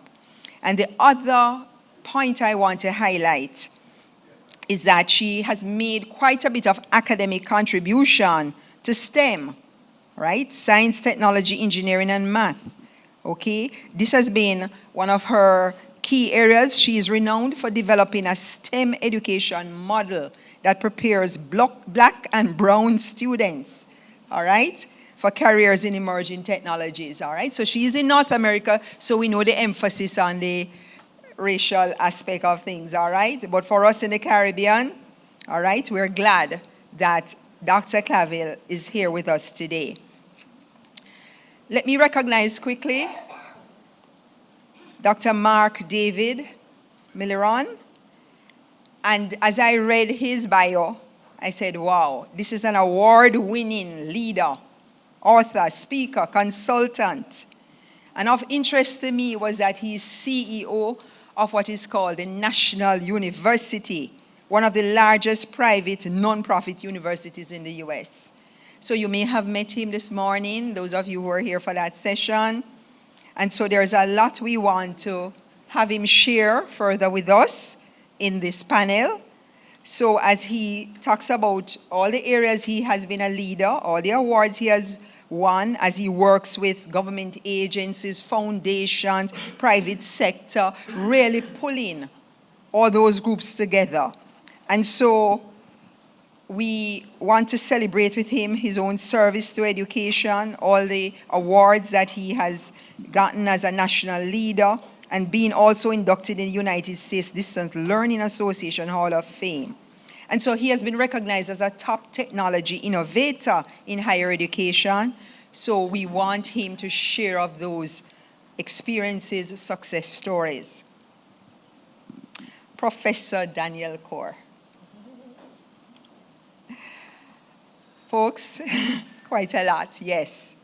We want Professor Kaur to share with us about all the research he's doing into complex systems, robotics, automation, computer science education.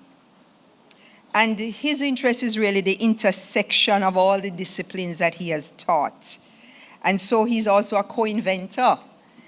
And he has been an engineer. I mean, quite a list here. But we celebrate Professor Kaur, and we look forward to the research developments and the progress he has made at UWI Mona, University of the West Indies Mona, and a particular area in terms of intellectual property rights and examining patents, especially in our technology world. So he wears many hats, chair of UCJ Standards Committee for Computing Curricula, member of the National AI Task Force. So we look forward to all that Professor Kaur will share with us. So yes, I'm taking a little time here, but for you to recognize who we have in our midst, and hopefully beyond just this period, where possible, to continue the networking and to be sure then that we learn and we can share with these panelists. Quite an august body. Dr. Damian Mitchell, Assistant Provost for Digital Education and Associate Professor and Chair of Department of Computer and Information at Northern Caribbean University. He refers to himself as a technology evangelist and software engineer, and wears all these hats. He's educator. He specializes, yes, in software engineering, and he focused for his doctorate on cybersecurity. So he brings that to the panel, and we want to learn of him and be able to ask questions. He notes that, he has been able to travel to China for specialized big data and cloud computing training. And he's a country contact representative in dealing with the China Aid and Shandong Foreign Trade Vocational College. So he has quite a bit to share. He has won the Prime Minister's Youth Award for International Excellence, also the Governor General's. So folks, Dr. Mitchell comes with us. He's one of us here in Jamaica, in the Caribbean. And so we look forward to having a conversation now with members of the panel. And just for your information, I have a few focused questions that they would have received. So it's not really a presentation that they'll be doing, but really as thought leaders, sharing a bit on particular facets as I had shared. However, it's ad lib also, and so as we go along, we hope that we would have answered some of your questions and then allow you at the end to have some opportunity to ask any burning questions. Okay? So, just checking in. Dr. Milliron, are you hearing us? I can hear you. Yes, okay, we're doing our mic check. Good. So, let's start the ball rolling with Dr. Claville. And one of the immediate questions I wanted to hear from her, right. How has the role of quality assurance evolved with the rise of digital education? Thank you so much for the question. And I should start off by saying I am truly honored to be here. And just for those who didn't know, Raphael did it. That's why I am only getting here yesterday. So if you're so interested, please feel free to come by to the plenary this afternoon. So in response to the question, look, Dr. Milliron gave my talk, or responded to this question earlier. So let me just add the little extra that might complement what he shared with us. Let me start off by saying, I've been with the Council for Higher Education Accreditation for right at 3 years. And so being a practicing chemist, I worked at the National Science Foundation. I have been chemistry focused for many years. So coming into this world of education policy was brand new to me. And so still fairly new to me. However, I want to say, and I will probably allude to this in my talk, that my upbringing here in Jamaica has instilled in me this call for quality and education access for all. I give that platform and that premise before I respond because I am fully aware as I engage with my colleagues across the globe that there's a diversity of experiences, a diversity of capabilities, a diversity of infrastructures in the US and across the globe. With that being said, we recognize that COVID forced us to move forward.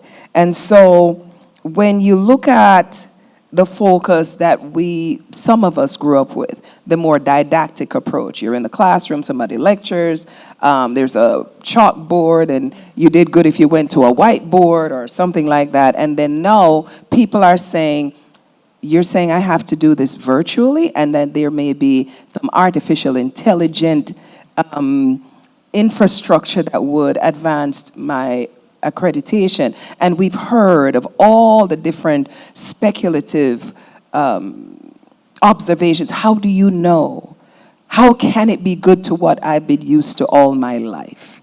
We hear that question coming, but here's the thing. Brilliant people created the internet, and the rest of us caught up. Brilliant people created all the different technologies that we're learning now. And so, guess what? Because we are in the higher education, tertiary education infrastructure, together we come and develop what the new platform, with regard to standards, that is, ought to be with regard to what is considered quality in this new space. And so things like curriculum rigor, of course, don't get rid of that. Faculty qualifications, don't get rid of that. But when you're talking about quality, we must also think about infrastructure. Are we assessing that? Are we assessing things like the way we support our faculty and support our staff that have to support the faculty, that has to support the student? All of that is a part of quality assurance. And for time's sake, I'm going to stop unless I can keep going, because I will, but I understand what time we're dealing with, so I'll stop there. Thank you, because you got to the core of it. And yes, we'll continue to evolve. Okay, and you did touch a little bit on the equity, and I'll ask you to come back to that a little bit from now. Okay, let me go right away to the leadership aspect, all right? Because that is key for sustainability. So as a leader, Dr. Mark, right, Dr. Milliron, as a leader in higher education, how have you been navigating the challenges and the opportunities presented by digital transformation? Yeah, it's an important question, because I think some people, they think that either digital transformation is a challenge to be overcome, or it can be seen as an opportunity to take a hold of. I think we constantly have to, as I said in the session, if you're going to think about what's possible and where you're going, you have to first kind of get clear about who you are and what you're doing and who you're serving and where you're going. So that understanding of empathy for who you serve and the purpose you're trying to optimize. And the thing that always keeps me up at night is the idea of goal displacement. And I think what happens is people who are really worried about sustainability suddenly make the goal the business of higher education. And if your goal becomes the business of higher education, you're trying to optimize revenue, you got to be careful, because suddenly people, and this is where for-profit education got off the rails, you start pulling levers to optimize things that might not be in the best interest of the people you're serving. And that's really problematic, by the way, hugely problematic. And so one of the things, we don't call anything we do, we actually we call our work in finance sustainability work. It is, how do we create a sustainable organization that allows us to achieve the mission we're trying to achieve? And by the way, we care about being deeply sustainable. But that goal displacement is an important thing, because it's not just about the business side coming in. I'll tell you, part of the challenge, if you're going to start reimagining what you want to be able to do and where you want to go, you got to think about what you're about. And if our goal is to help take striving students who want to change their lives, and there are things you can do as a learning enterprise that can help them change their lives, again, you start thinking about that family of experiences those students are going to have. Some of the best things you can do is connecting them to other students, connecting them to the faculty, connecting them to people in their profession. That matters almost as much as the classes you are offering, right? So you start suddenly thinking, how do I curate the family of experiences so that these students can optimize a transformational experience so they can learn well, finish strong, launch effectively into their careers? That's very different than if your goal is to suddenly say, I want to make sure I can use digital technology to offer more classes or to improve my classes. That's not, the purpose of higher education is not to offer classes. Like, classes can be amazing, make no mistake about it. The purpose of our work is not to offer more classes. The purpose is to help students learn well, right? And to help them finish strong and document that they've learned, and then to launch effectively into their careers. There are lots of ways to get to that learning. Classes are one model. And by the way, there are lots of different versions of classes and sequences. So then the traditional model is, hey, you're going to take 5 classes over 16 weeks over the series of semesters, and you're going to graduate. That is one way to the top of the mountain. There are lots of ways to the top of the mountain. That might include competency-based models. It might include learning-centered models. It might include experiential learning, assessment of prior learning, bringing in certification. My goal then, if my goal is to optimize the learning and the transformational power of education, I'm going to pull digital levers differently, right? I'm going to leverage digital technology differently. And for us in the world, as we're visioning what's possible, I just want to make sure that we're not just trying to bolt technology onto the model we already have. Like, we're really willing to take a look at, let's look at the broader purposes of our work, which is to deeply help students on transformational pathways, so they can use that learning to get have more personal efficacy, more professional power, more economic viability. Like, if that's your goal, then you're going to start pulling all kinds of different levers. So again, I go back to that basic notion of goal displacement. Watch it, be very careful, because if suddenly you feel like your whole job is to try to optimize profit, or your whole job is to just run the same courses you've ever run, you're in trouble, because you will limit how you can actually be effective with digital technology. Okay, thank you very much, Dr. Mark. He has brought us back to what really matters, beyond the tools, to the experiences and the people factor. So let me ask Prof. Kaur, Danielle, right, to share as a follow-up, right, what are some of the advancements in the research that you're doing that would help us to not only improve the teaching and learning, but especially for our students, the personalized learning? So for example, you're leading in artificial intelligence. How does that help us? And to continue what Dr. Mark is saying about maybe even just changing the model, how we have been doing things. Thank you. Thanks for the question, and good afternoon. So I'll touch a little bit on what I personally have been doing, but actually the bigger question is, in fact, where artificial intelligence currently is and how it intersects with our quality models as well as even our models of delivery. And I think that is actually the central question. I'll spend more time on that. Most of the things that I have done with personally have been meeting my resource demands. So I don't have enough TAs, and I don't have an army of markers, but I still want to be able to give my students a weekly assignment where they're learning to code and they're getting practice. How do I do that? What I've done is built tools to help with auto-grading, help with auto-generation of questions and that sort of thing. And then interesting challenges arise, especially, so COVID taught us a lot. And one of those things was, you used to have a paper-based exam, and you had a set of things you wanted to evaluate. You wanted to check if students knew how to, in my discipline, in that particular course, it might have been about something called data structures. And they drew pictures and showed how they knew how to manipulate. Mm-hmm. How do I translate that into a digital environment that I could grade? I did some work on that, and there's some ongoing work on how do you ensure you still assess the same things to the same level. That's not easy, because the medium changes and the tools that you have are different if you want to leverage the opportunities that the digital space offers. But I think, let me go back to what I said I promised to do. And I think everybody in this room is probably centrally focused whenever AI is mentioned in the context of quality assurance and education. There's this sort of notion that how are we preventing our students from, I'm going to use cheating in inverted commas, when they're able to use these generative AI tools to answer the questions that you are posing to them. And I want to frame that question. That question doesn't have an easy answer. So it's not as if I can give you a silver bullet this afternoon that you can go away and your problems will go away. That's not the case. But I wanted to frame that dilemma, that issue, in a way that hopefully will bring, wake up everybody, really. You will hear there are two sides to this in terms of what threat generative AI poses to us. And some will say, don't worry about it too much. It's just like how when the scientific calculator came out, there was a concern about students being able to do maths. And when spell checkers came out, there was a concern about students being able to write and communicate effectively. And look, they use those regularly, and they still can communicate, and they still can do math. So don't you worry, never fear. AI is just another one. We'll figure it out.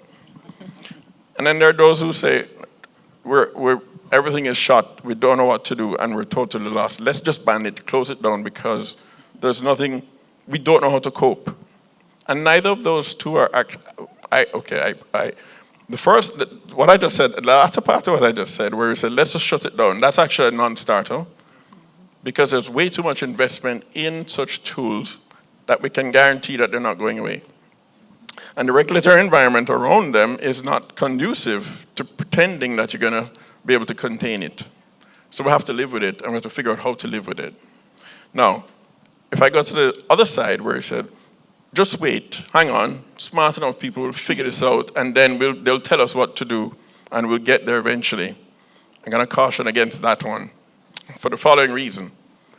And this is not me, I'm positing this to you. I'll posit that this particular innovation and particular point in time is actually radically different from what has gone before.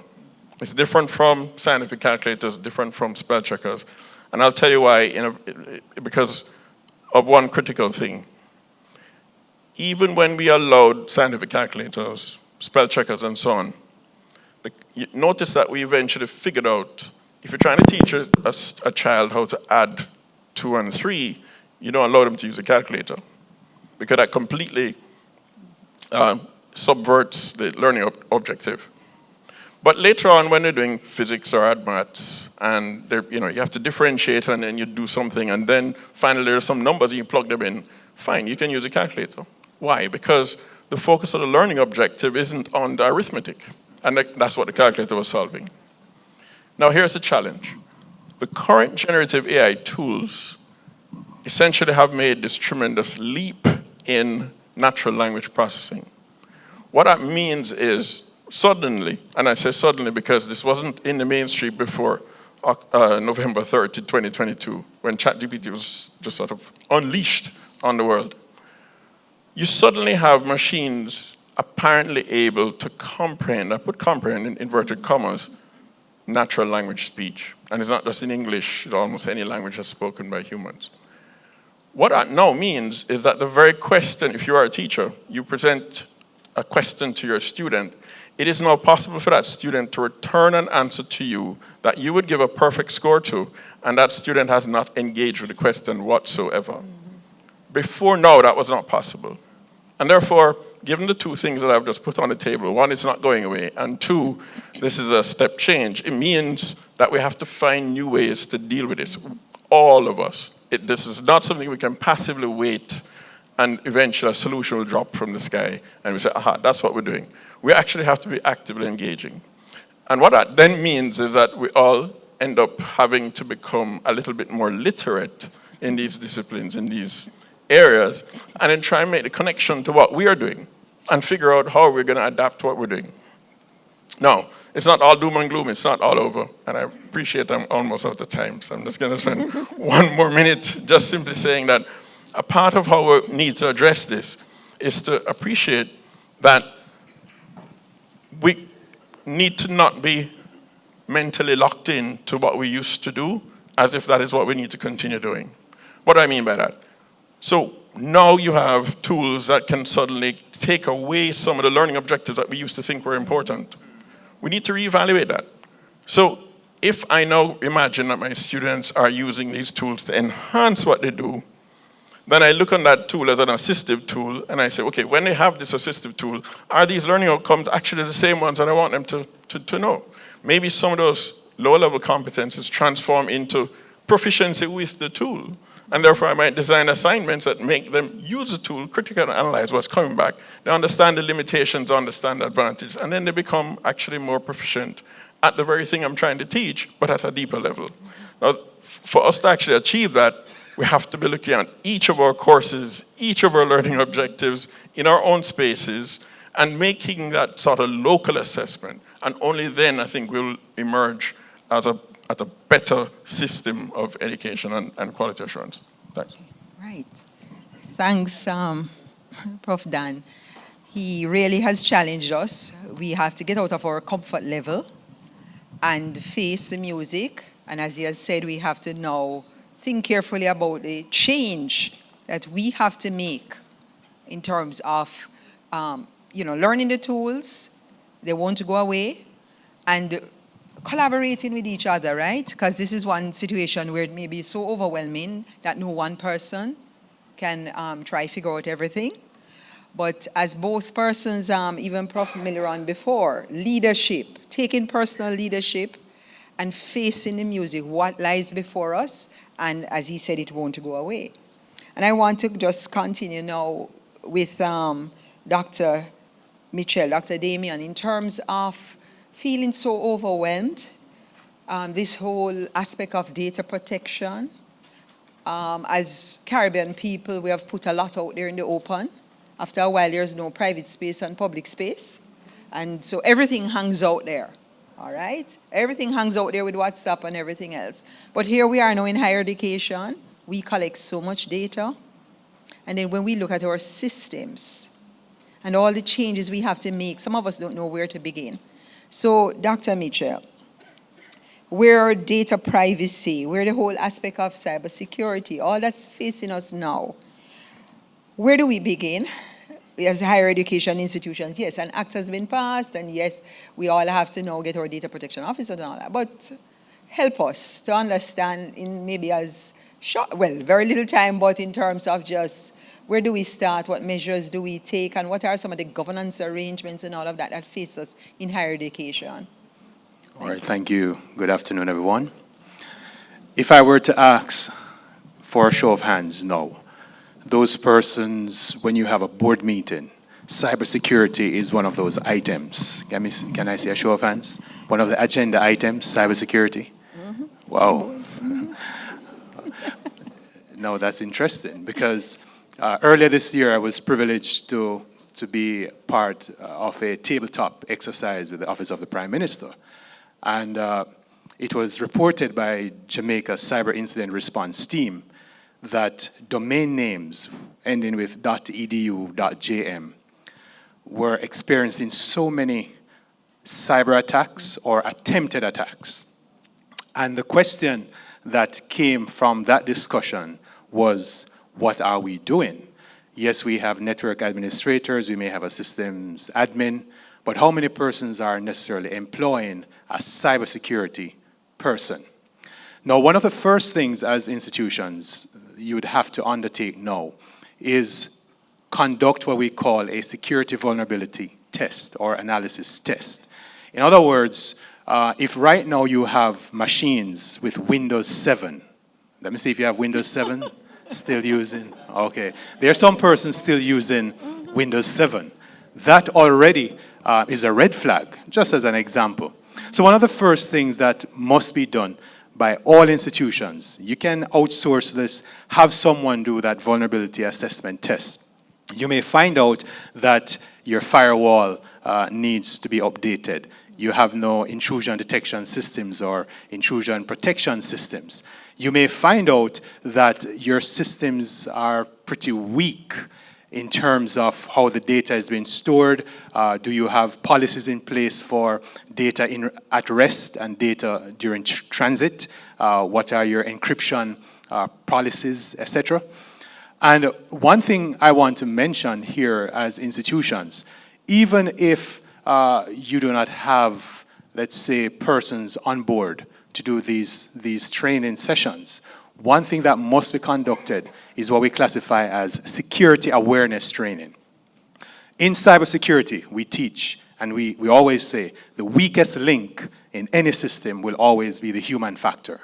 So if you're able to train and make your workers aware of the phishing attacks and the other social engineering attacks that are there, then that's one of the ways that you can make your systems a lot more robust. Now with the concept of our GDPR, COPA, FERPA, and all these other laws which will govern how we treat with the data for our students, we have to not just have cybersecurity awareness training, but today we must also have data protection awareness training sessions. I'm seeing one organization outside, you can speak to them too, that can help you. Now companies are offering what we call data protection officers as a service. It's a real world where I always say nothing today is private. The world is flat. So nothing is private. The digital footprint that is left on the internet is not easily eroded. I always say you may lose this copy, but there's always a backup. The last thing I want to mention here, ransomware attacks. Many institutions I know would have suffered from ransomware attacks. Now, how do you recover? Do you have a budget to pay the bitcoins, which will amount to $20 million or $30 million to recover your data? But there's an easier solution. There must always be current and consistent backups. So as an institution, if you don't have that policy, you need to go back with your IT team and ensure that you have a data backup policy. And outside of that, I will also recommend having this robust disaster recovery type system, not just for the IT systems, but how do we get back online after a hurricane has brought down your infrastructure?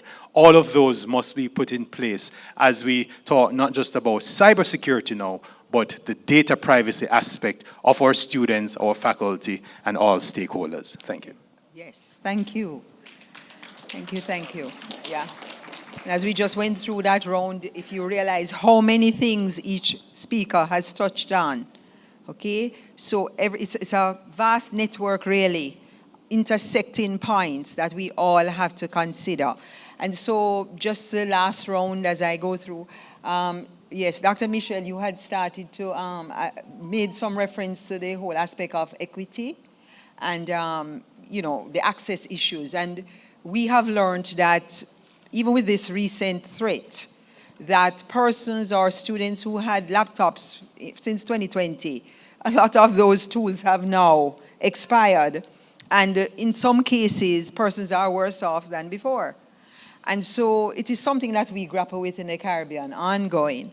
So from the quality assurance perspective, what would be your suggestion about, how we handle the digital equity aspect of it as we, as institutions, also try to ensure that we are complying with all the quality standards? Thank you for that question. That's one that's going to give you some of Michelle. That's my first name. So you will hear from Michelle more so than from CHEA on this question. I am of the opinion that in order to achieve what you're saying, in order to establish equity, it has to be a community activity, a community passion, a community mission.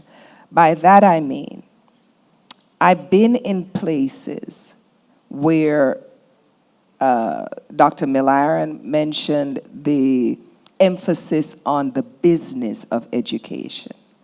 I've been in places where competition, who is better than whom, is the priority. I've seen different things happening, people increasing endowments while individual students are having to sell blood in order to, old school, purchase textbooks.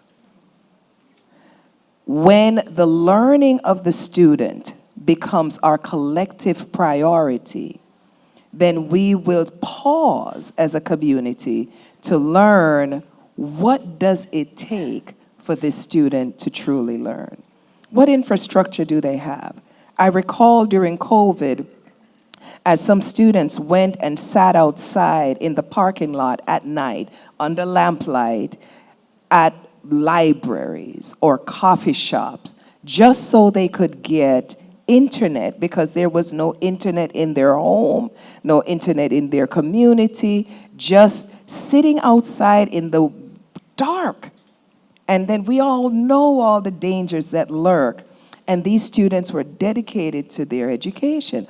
My question is, not just as educators, but also as policymakers, as those who are vested in the education of our, what I'm going to call human capital. And I do not mean to demean individuals into capital, but when you invest in individuals, you are investing in yourself, i.e. as a nation.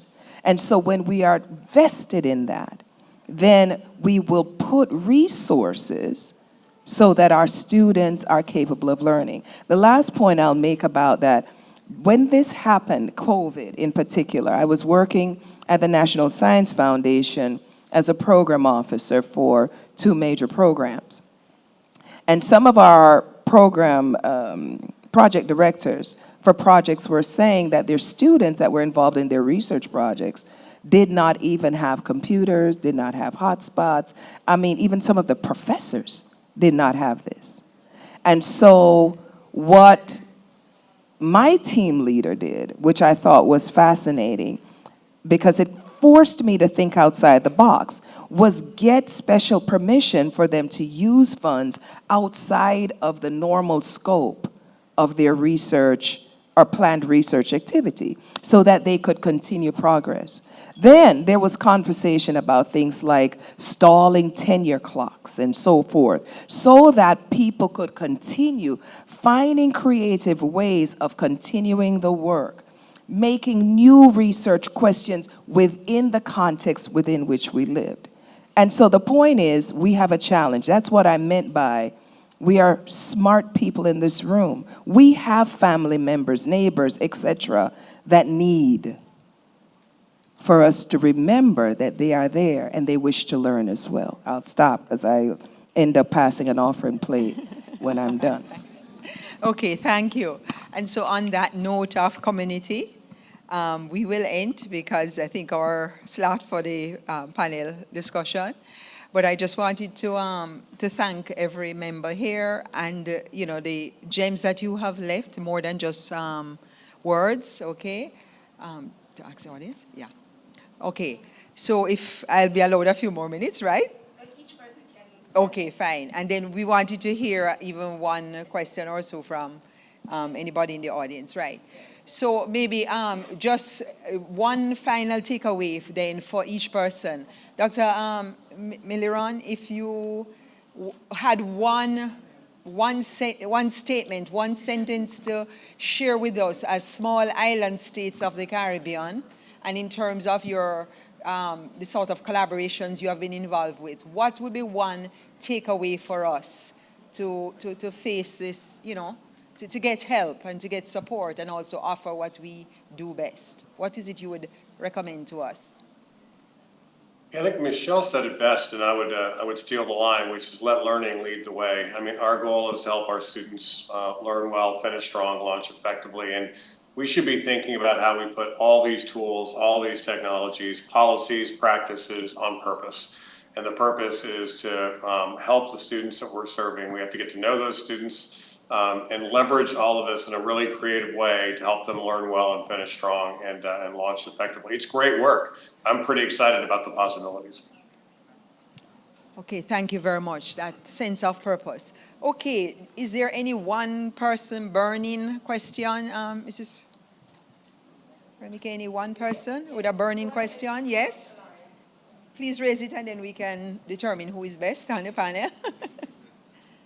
Good afternoon. Yes. Thank you all for your amazing contribution to this space. I'm particularly interested in the statements made by Dr. Mitchell, because one of our greatest vulnerabilities, not only as educative institutions, but as a nation, is our cyber vulnerability. When you sat at the tables that you were invited to, how prepared did you think we were, and how receptive were they to the consultative energy that you brought to the space? Because I want to get a sense of where we need to be looking in terms of strengthening that. All right, thank you, Dr. Lawrence. As a nation, and I would say by extension as a region, we're not fully prepared for what, as some would have coined it, this great cyber outage that's on the horizon. One of the challenges, there's a dearth in terms of the skills for cyber persons, the skill gap. It's really limited. So while it's a need, you'll find that finding persons who are trained, that was one of the points that came up. But as a region, as a country, we have a lot of work to do. I'll say that. Okay, fine. All right. Thank you. Thank you very much, panelists, Dr. Barclay Bryan, Dr. Claville, Dr. Milliron, Professor Kaur, and Dr. Mitchell. The UCJ would like to present a little token, expression of thanks.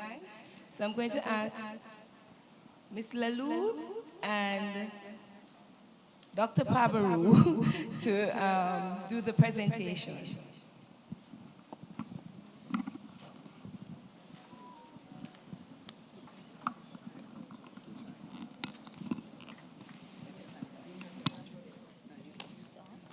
Dr. Claville, I think Dr. Pabaru is trying to get your attention.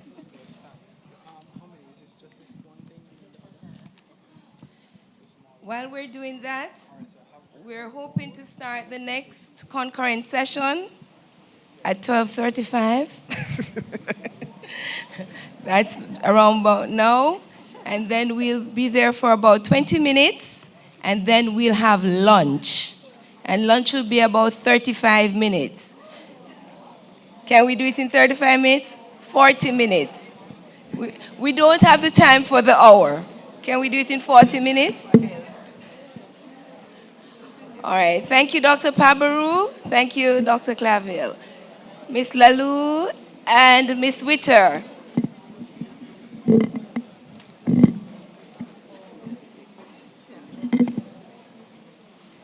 Go ahead, Miss Lalou.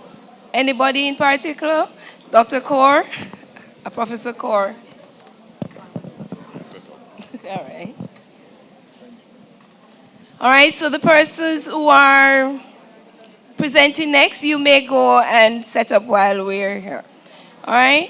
Remember, if you have any other questions or anything else, you can always meet our panelists or moderator outside and speak to them. They will be willing to share.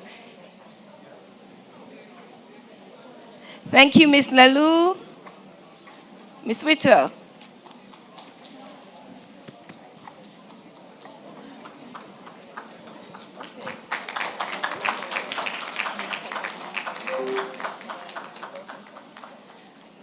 All right.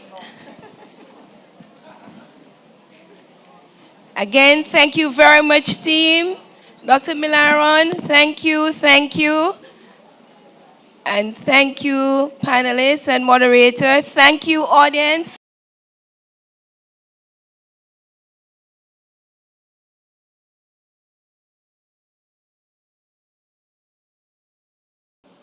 All right, good afternoon, everyone.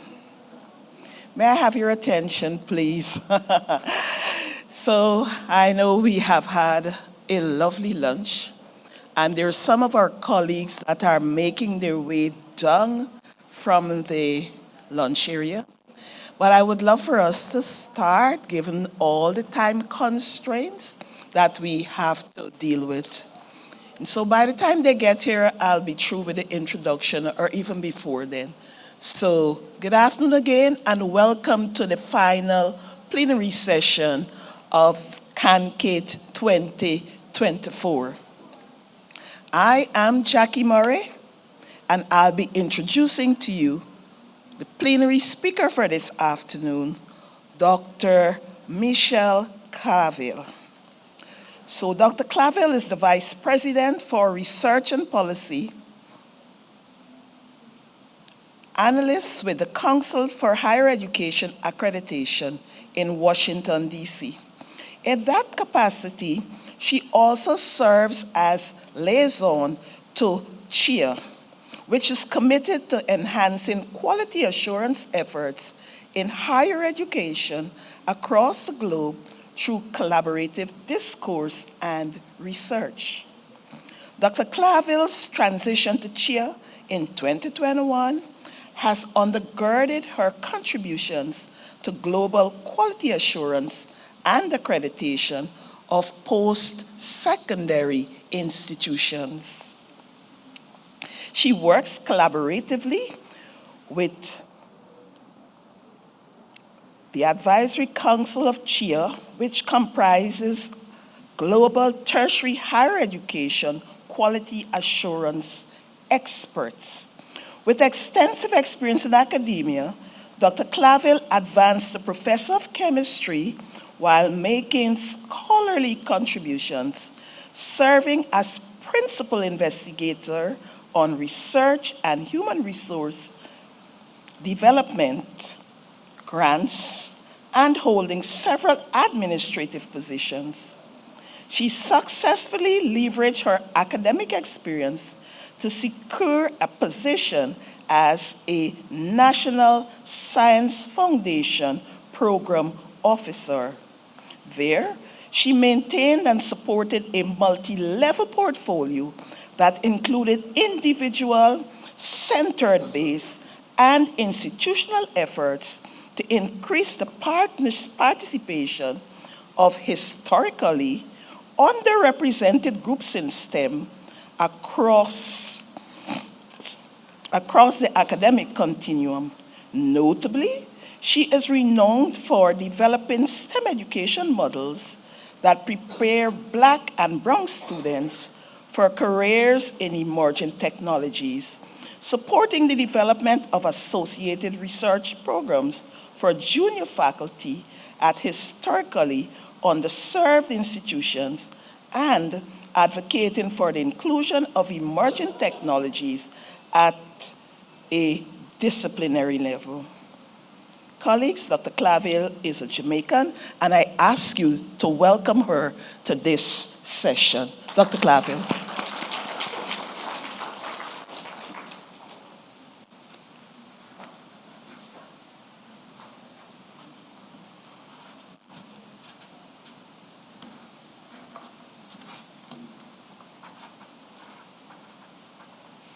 Good afternoon, everyone.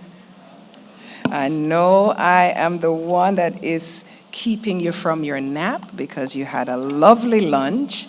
And I know what it is for, and I still say a lot of Jamaican colloquialisms, so pardon me if it's not as professional as it should sound, but if the IT sets in, we're good. We're good, okay? So you've heard my introduction, you've heard my background. It's in your program, and so I'm going to attempt to condense maybe 45 minutes. Well, I could go an hour, 45 minutes into about 30 minutes. And so if you hear me speaking very quickly, it's okay. I'm trying to rush you to your nap and to your parties and whatever else it is that you need to do, after such a wonderful lunch. So let me do this. Dr. Murray, thank you so much for the introduction. And I want to thank CANQATE. I want to thank the University Council of Jamaica, and specifically my old high school mate, Mrs. Althea Heron, for the opportunity to address this illustrious crowd. I am honored. Oh, I'm up. Okay. I'm honored to be here. When I was first asked to participate, I kept thinking, me. There were some representatives from UCJ that came to the CHEA conference, and to be short, it was mind-blowing for me. So what I'm trying to say, I'm humbled that you saw fit to invite me, because when I left Jamaica, I was a teenager. And I have visited on occasions, but I have been one of those people that work like this.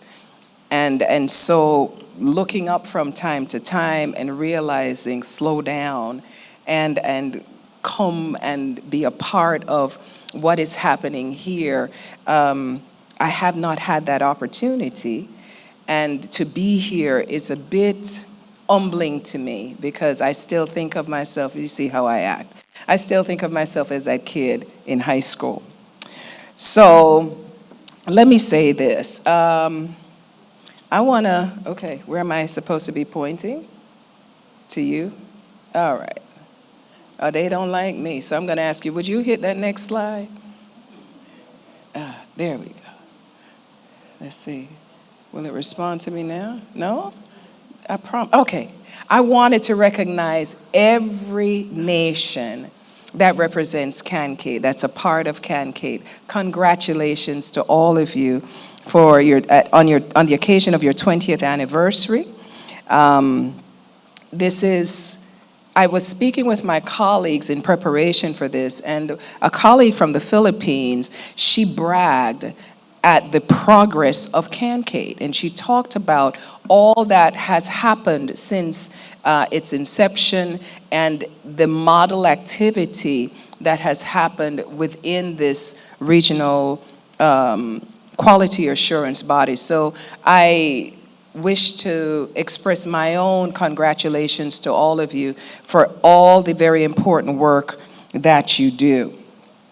So as you've heard, I am from here, Jamaica. I went to San Diego High School. I just blew up a little portion, just giving you a little background so you can get to know me. You haven't seen me in maybe over, probably 40 years. So I figured, let me just tell you a little bit about myself. I guess you don't want to hear me, so let me hurry up. All right. So I went to Crescent All Age. Back then, that's what it was called. And then from there to San Diego High School.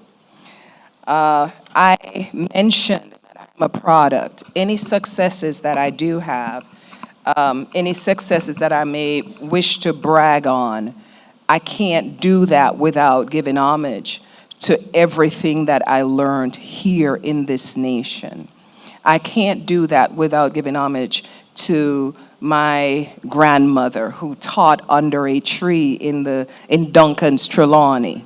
Or I remember my 5th grade teacher who was insistent that regardless of what our limitations were, we were going to be excellent. And so I bring that mission into what I do. Okay, I slow down. So this is just a quick timeline of everything that I am. Hard for me to see. I guess I should turn my glasses off. Put my glasses on. Okay. So I mentioned I came to the States. I was fairly young and went to community college, went to the University of Florida. And there, as many people know, that is what we call a predominantly white institution. And so that was my first interaction with race, because there I was the minority, and it was eye-opening for me. I had some time where I worked in industry as a chemist after earning the Ph.D.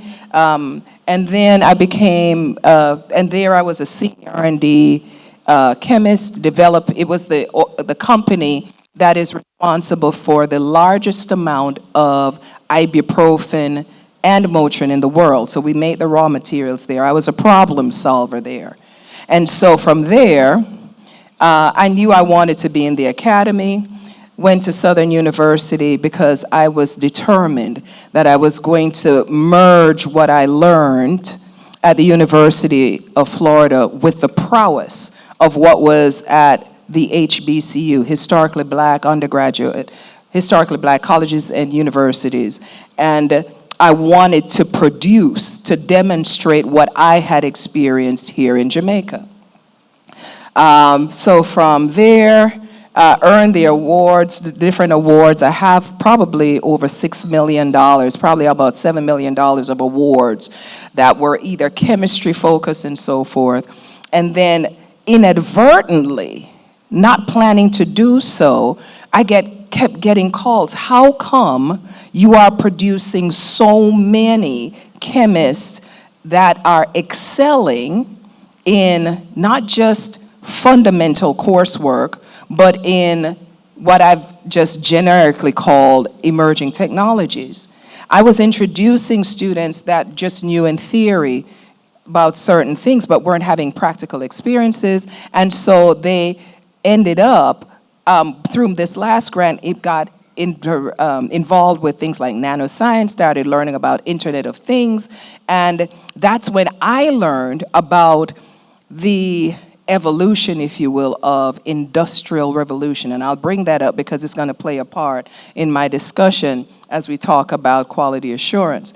The short of it is the grants led me to work at the National Science Foundation, where I was invited to come and become a program officer and help larger numbers of people like me, institutions, gain grants, developed programs to do the same thing, and then that work led me to where I am now. I don't know how the connection happened, but somebody said, we want you at CHEA, so I applied, and here I am 3 years later.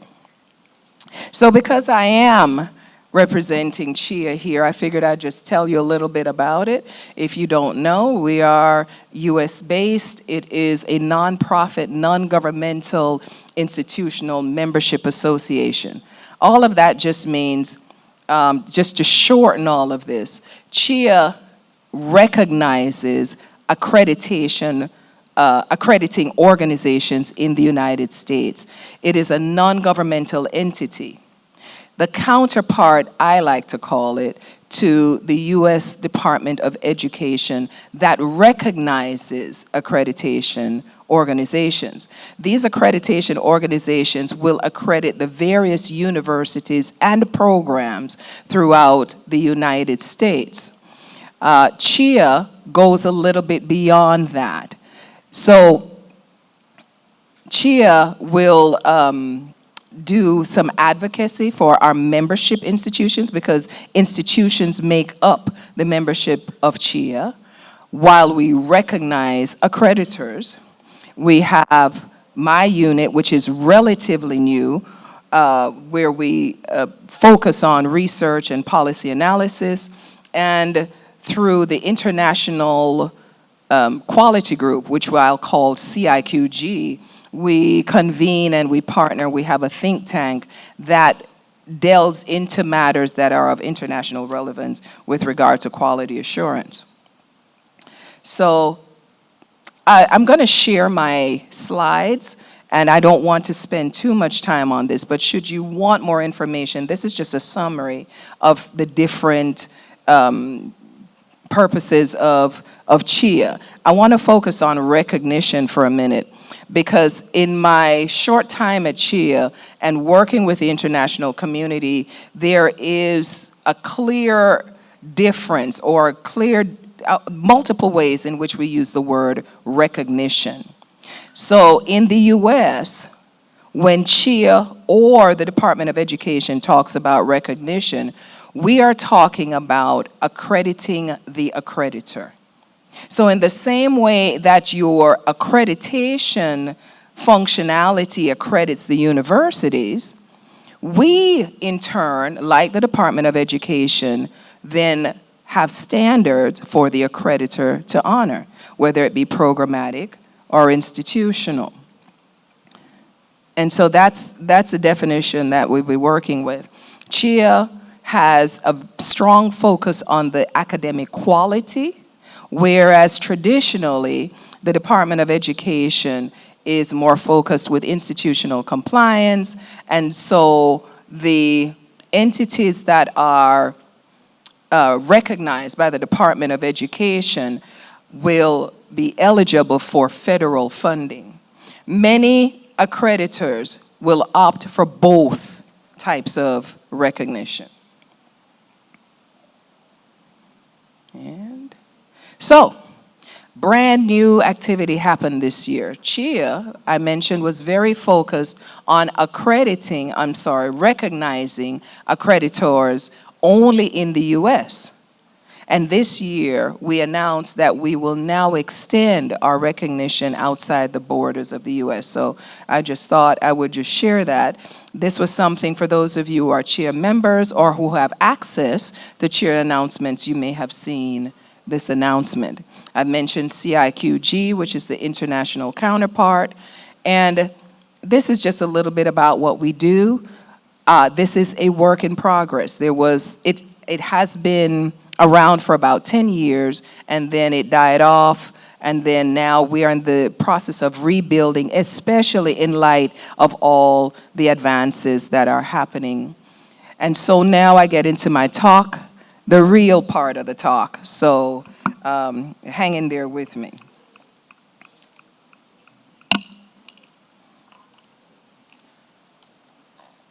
So some time ago, it may have been about a year or so ago, I was preparing a talk for a distance education accrediting organization.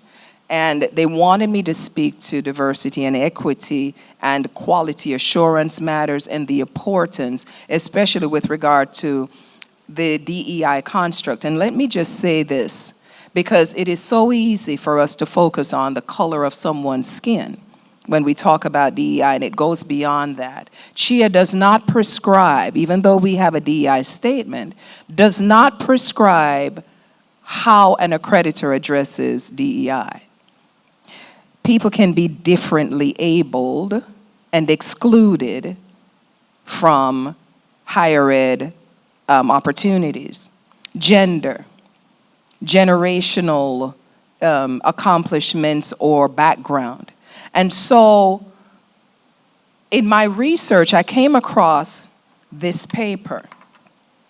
And in short, it started talking about how nations looked at their, how you look globally at human capital per nation with respect to projections on how that nation will perform.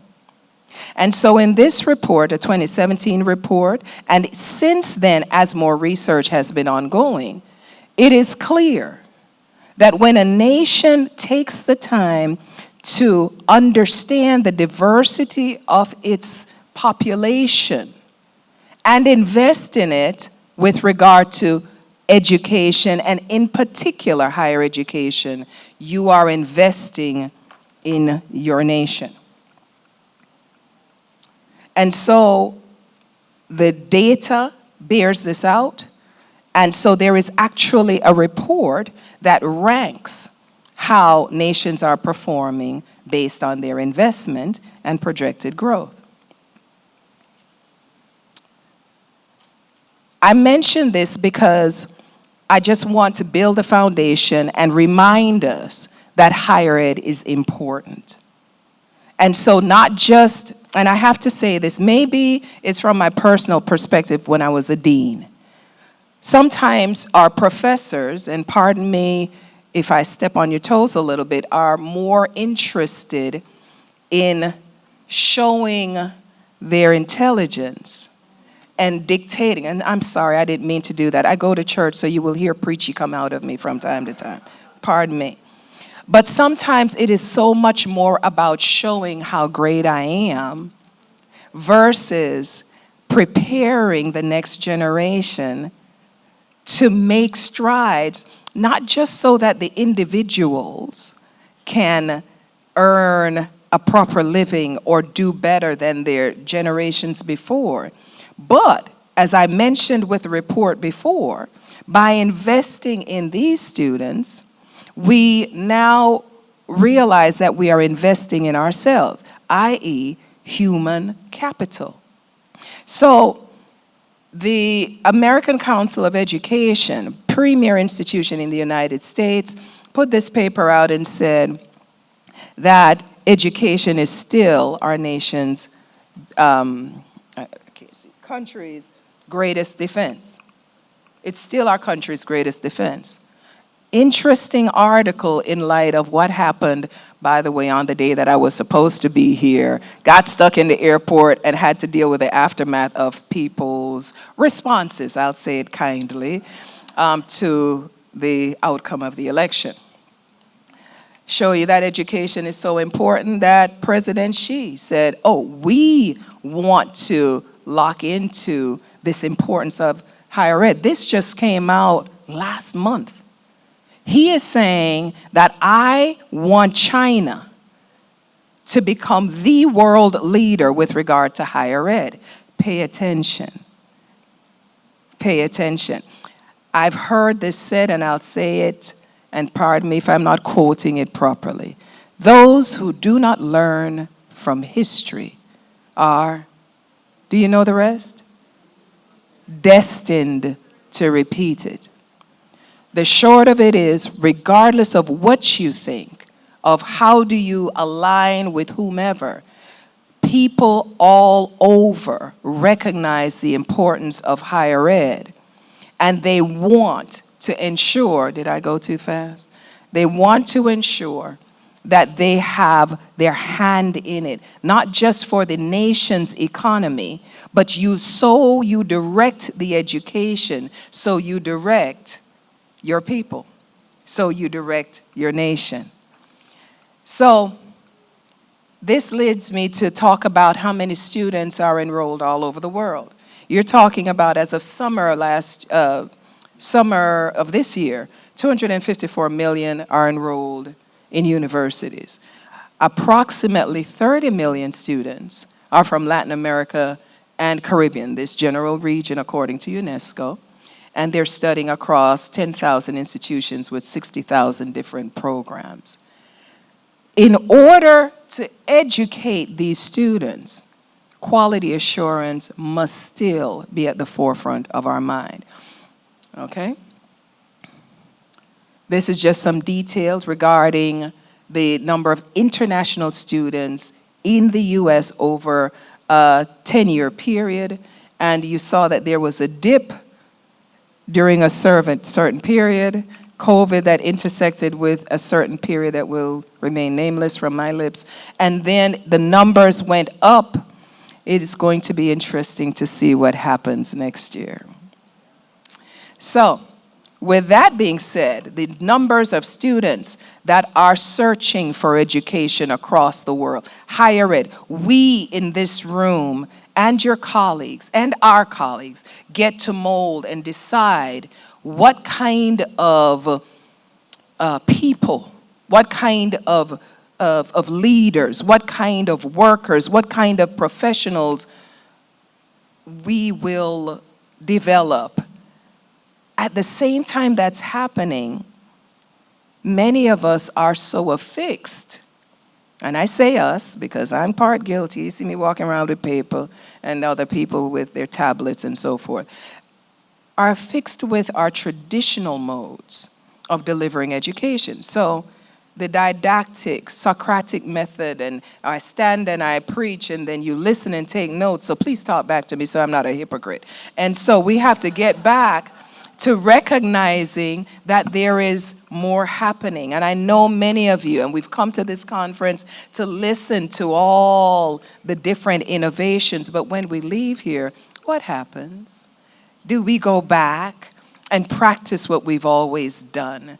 Or do we, and I'm not putting it on the students, do we decide what step can I take to enter into this space where innovation demands that I catch up so that my students can catch up, so that we can not just catch up, but I'm going to say something that happened while I was at the National Science Foundation, so that our people will now not just catch up, but lead, innovate. We are so used to thinking about this box, and we've been taught, I am one of them. These are the lines, this is the picture, this is how you color. Do not come outside the lines or your picture is ugly. Somebody had to come out the lines to come up with these new models of education. Oh my God, I'm down to 10 minutes and I hadn't told you anything yet. So now, AI, micro-credentials, all of that's on our plate. And so I mentioned the Industrial Revolution. And guess what? It was because of all of the education, the advances that somebody else did, that we have gone through this space. I mentioned that it was mentioned that I was a professor that was, as a dean, developed this program in nanotechnology. And that is what, that happened during what we call the fourth industrial revolution. But the fifth industrial revolution is where we are now. And guess what? Most people think got us there. COVID. COVID, this is excerpt from a paper that said COVID had pushed us into the fifth industrial revolution to where we are not just talking about novelty in technology, but we are now personalizing it. And so machine and people are working together to solve and create. I know the machines are faster, but we still have the human element. And so we have the responsibility to be prepared to engage and to determine what quality looks like. And so I'll go over this very quickly. If you just read these bubbles, you'll see what I mean by what we are now responsible for.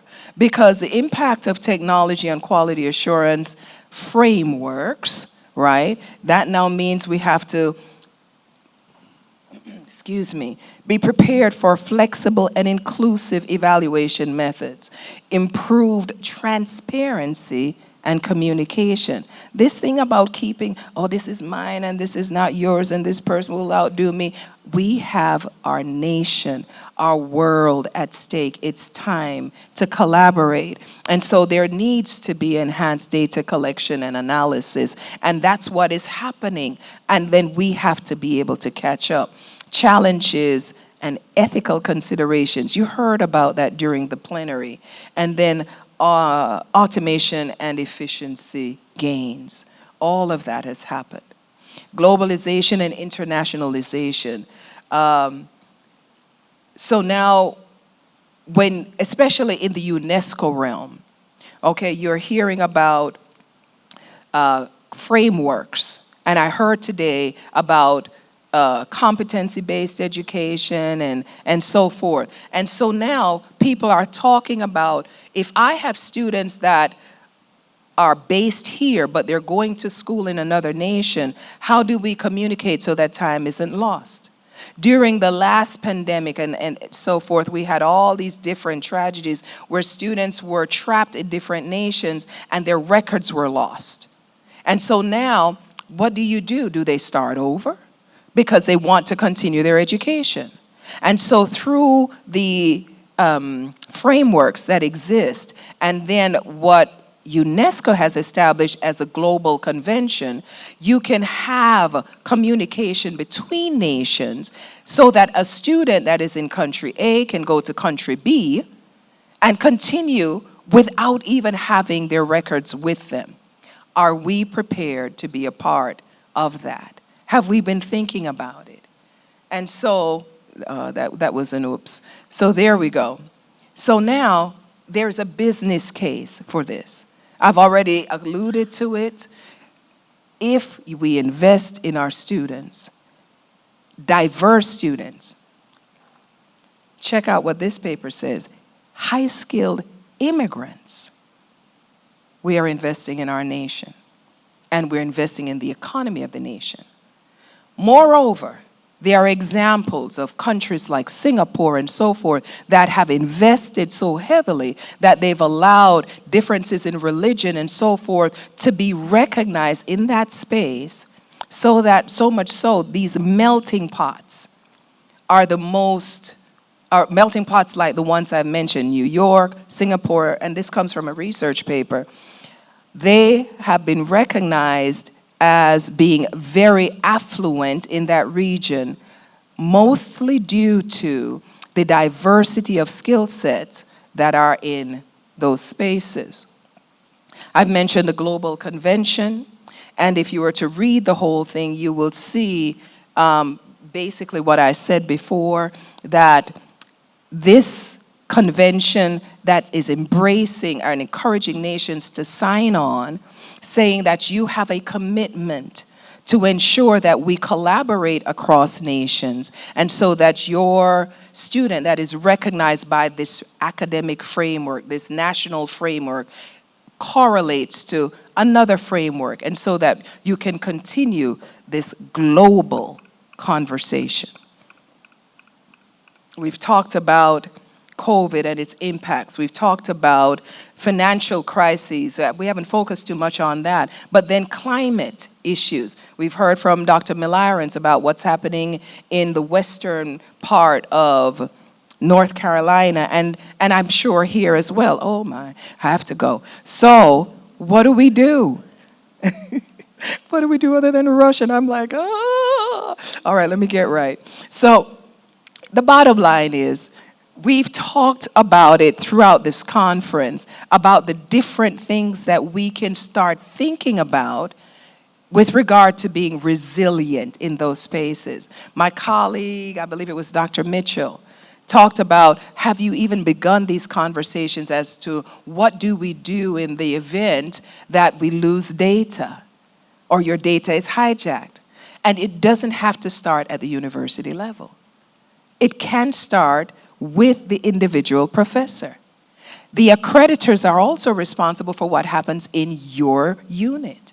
And so by leading by example, then it is easier for institutions to say, they did it. They're not just requiring it of us, but they have led a precedent.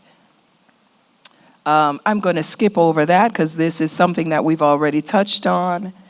This is just a slide that I thought I would put up to remind you that education, the importance of education, and the more we invest in it, the better our students can perform, and these are just higher earnings, these examples of earnings that people can get into.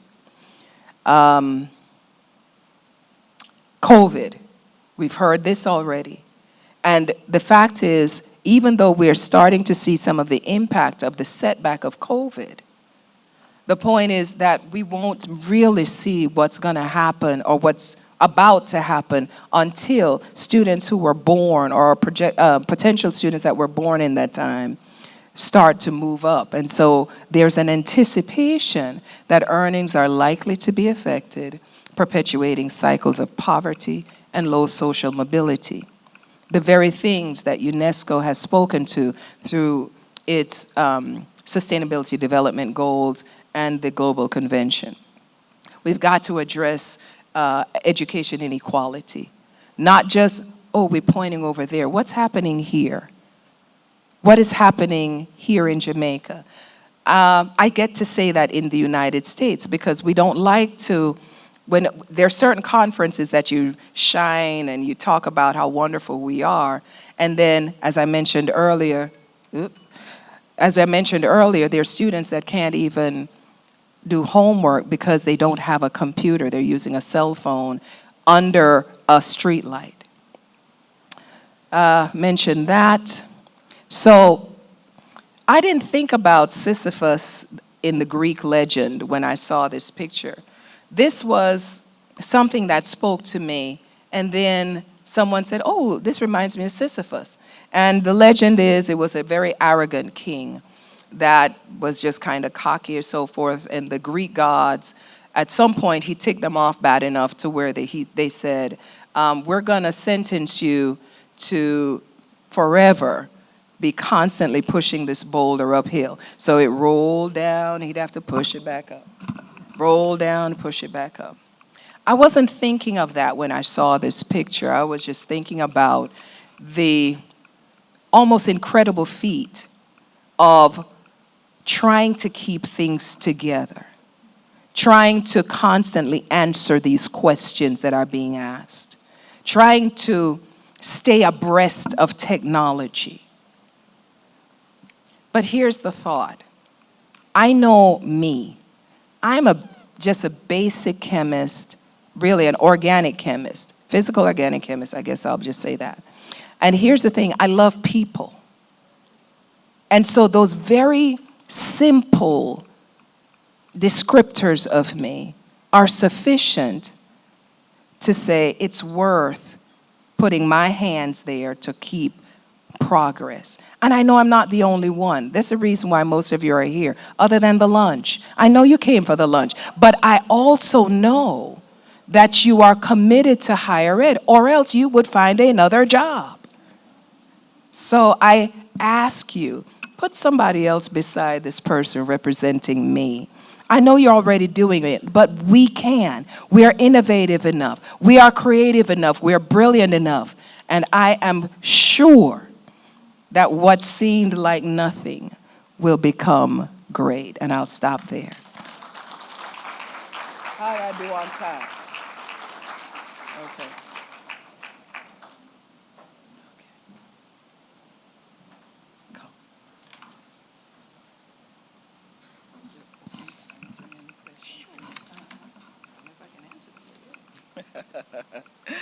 All right. Do you have any questions for Dr. Claville?